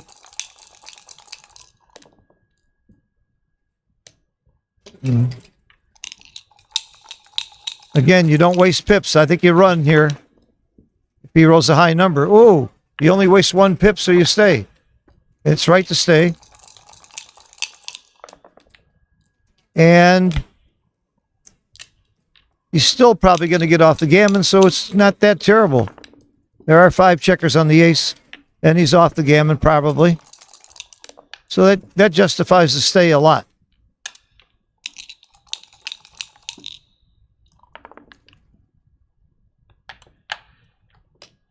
I was doing commentary yesterday with David Wells. He went to the same site and looked at the same numbers. Okay. We were doing the same, and we had similar kind of scores. All right, so we're at 3 away, 11 away. Yep. Let me guess before you do this. 3 away, 11 away, 8%. 10.5. Oh, okay. You're still not doing too bad on your bet. Not too bad on the bet. Yeah.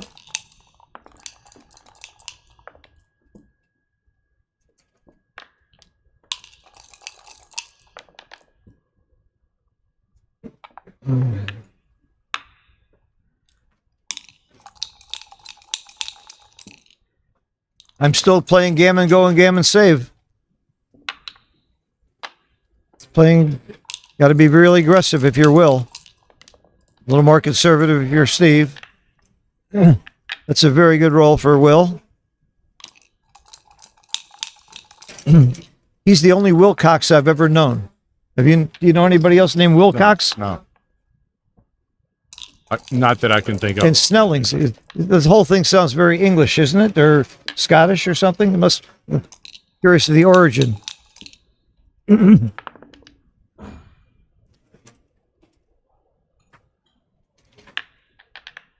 Maybe it's Costa Rican. Wilcox grew up spending half his time, I believe, in Louisiana and half his time in New York. Uh-huh. His mother lived in New York. His father lived in Louisiana. I think his father was a lawyer. Uh-huh. Had some very colorful stories about his dad. Some really funny stories that you love to hear. I love those kind of stories.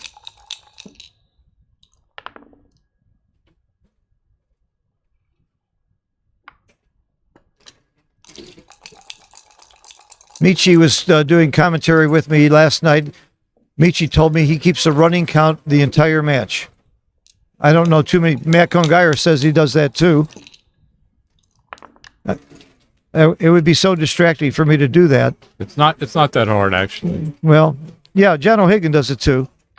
When I learned the trick from John O'Hagan, the problem I had is when you hit a checker, Right. if you hit a checker from the 24 point, it makes a 24 pip difference. If you hit it from the 12 point, it made a 12 pip difference.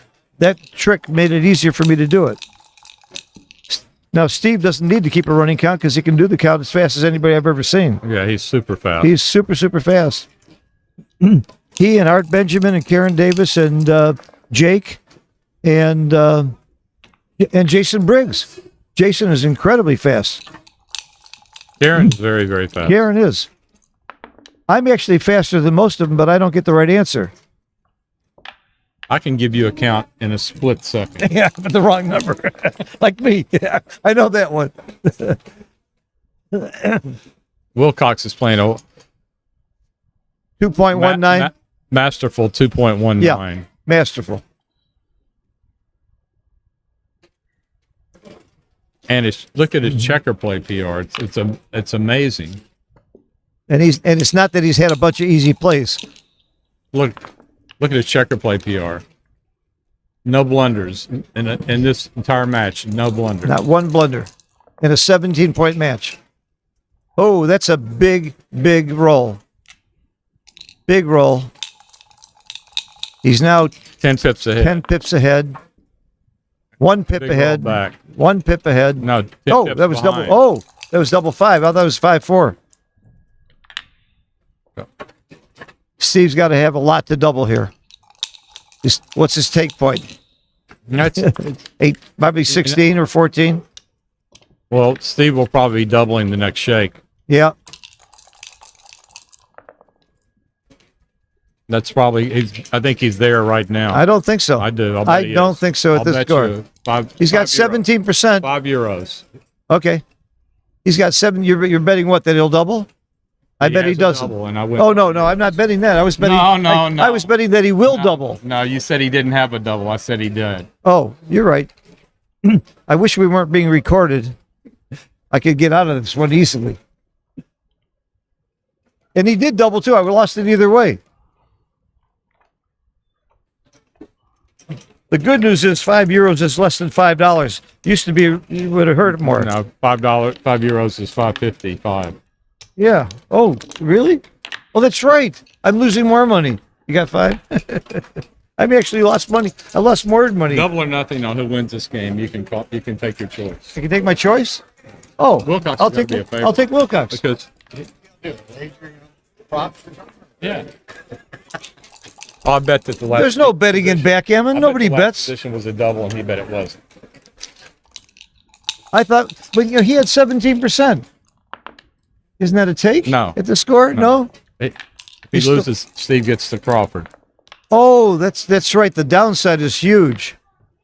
Okay. So his take point was probably still more like 23 or 24. Most of the time you need at these kind of scores. Believe it or not, most people think you can take really deep. You usually need around 20% to take. Really? I had that wrong. I thought at 17 he'd have a take. I would have taken that cube. If I'd known it was 17, I probably could have figured it out because the Keith count is pretty accurate. I gave you a big on this because Wilcox obviously is a favorite in every game because Steve has to be more conservative. Of course. But you're going to tell everybody if I lose. I know how you work. My reputation is going to be trashed. Did you hear what I did to Simborg the other day? I'm going to hear that for a week.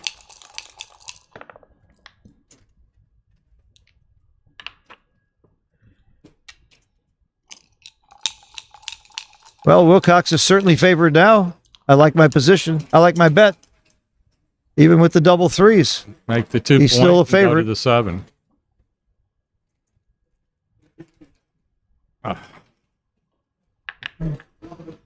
Oh, he was supposed to go to the 5, I guess. Okay.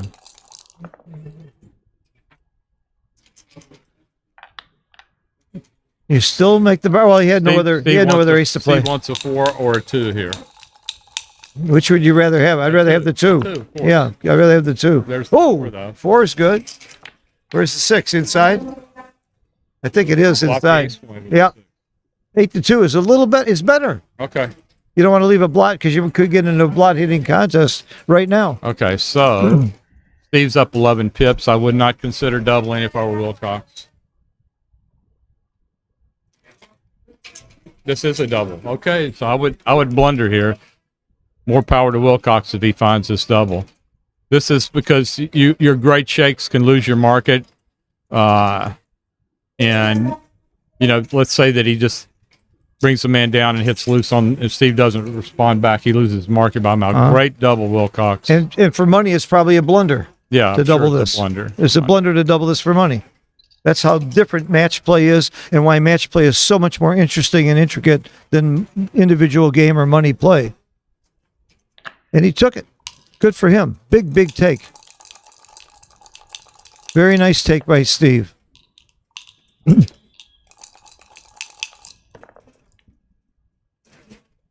you hit?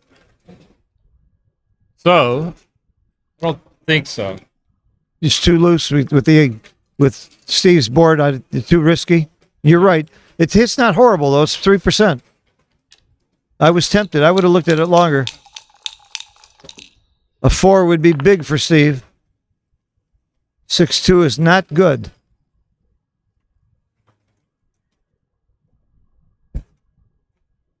This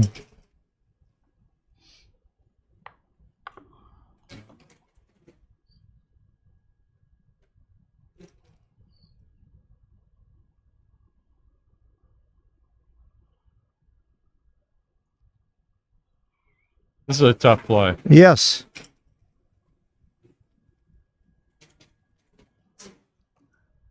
And it turns out the top two plays are only .004 apart. Uh-huh. Yeah, it was a very tough play. Tough play. Is that or up and out with the 6?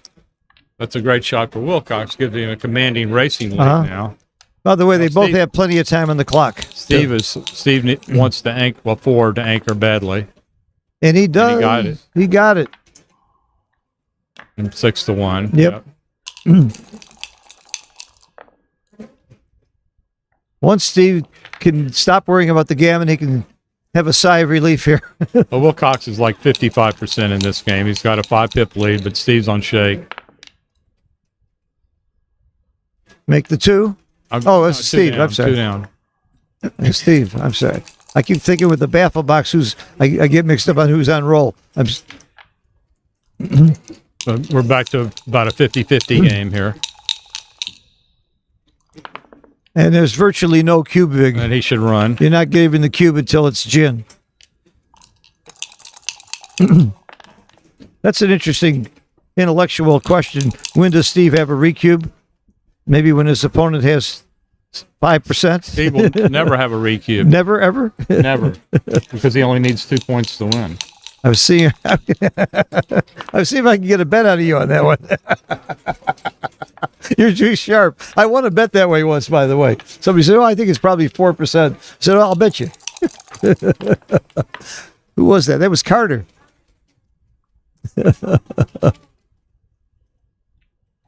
It's a dead cube, baby. Now, responsible moves. If he was to accidentally give the cube, is it legal? No. That's part of that would have been legal in the old days, but responsible moves, that's one of the things you can't do is give a dead cube. He stopped the clock. I think he thinks he made an illegal play. Well, the transcriber may be asking him too. Oh, maybe they're asking. Yeah, the transcriber's trying to catch up possibly. It's a tough job transcribing, especially when it's going fast like this.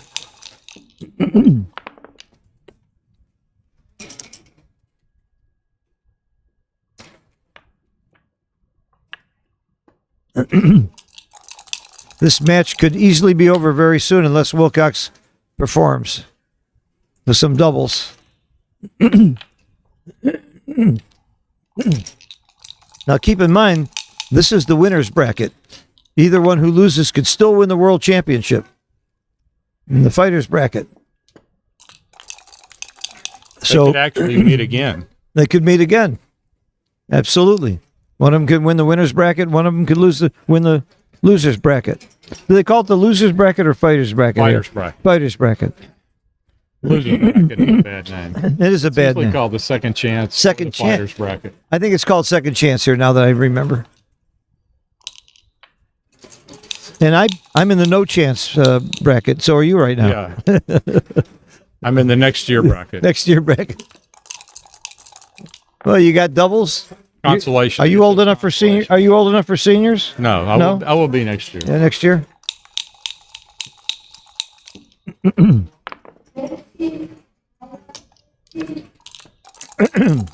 Well, Steve's about 80% here. It just went up. Probably went up to 85%. Yeah.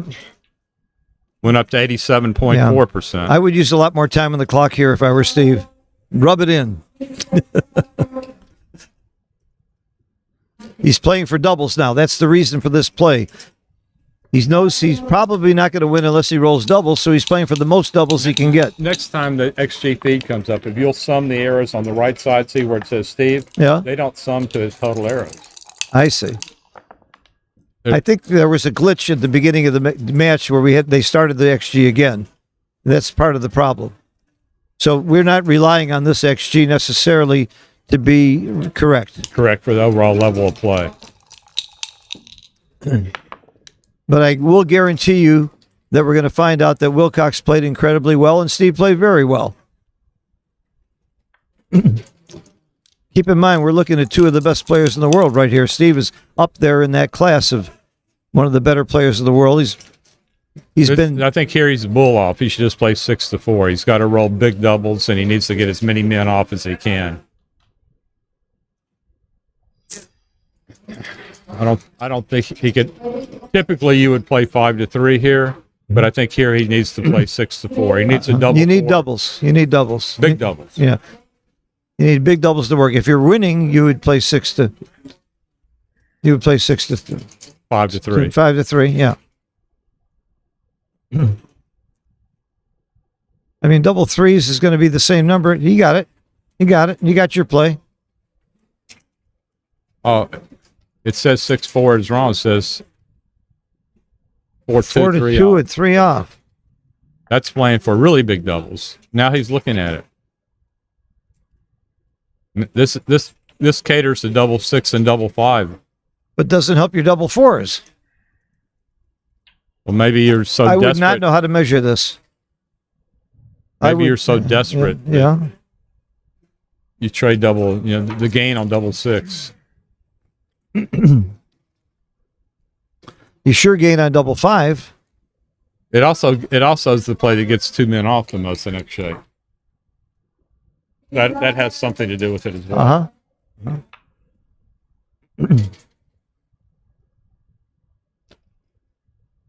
Non-contact bear off is a lot more complicated than most people think. See how close all of these plays are? Yes. The top 3 plays are 0.005. Yeah. And he's got he understands that these 3 plays are really close. He knows they're close. He knows he has almost no chance to win this match, and he's giving it everything he's got to get this right. Why? Because he wants to be right. You have to be a perfectionist to play this well. You can't play this well and not give a damn about your plays. That's true of Joe Russell. That's true of all these top players. It's a matter of pride to get it right. Every single checker play you make and every cube decision is an intellectual exercise, like solving a puzzle, and that's what he's trying to do right now. That's why this game is so much fun. I would have played 6-4, which is the second best play. It's minus 0.002. Well, and again, without rolling it out, you don't know that's right. But XG's pretty good at these. Yeah, XG plus doesn't get these wrong. XG to be right with this. Yeah, on plus it usually gets these right. XG's a little off on some back games and some other complicated things, but not like this, because it's. You know what XG is doing? It's rolling it out 720 times on top of 720 times, which I'm not sure I understand, but it's like a 2100 rollout. Oh, that's a very good roll for Steve.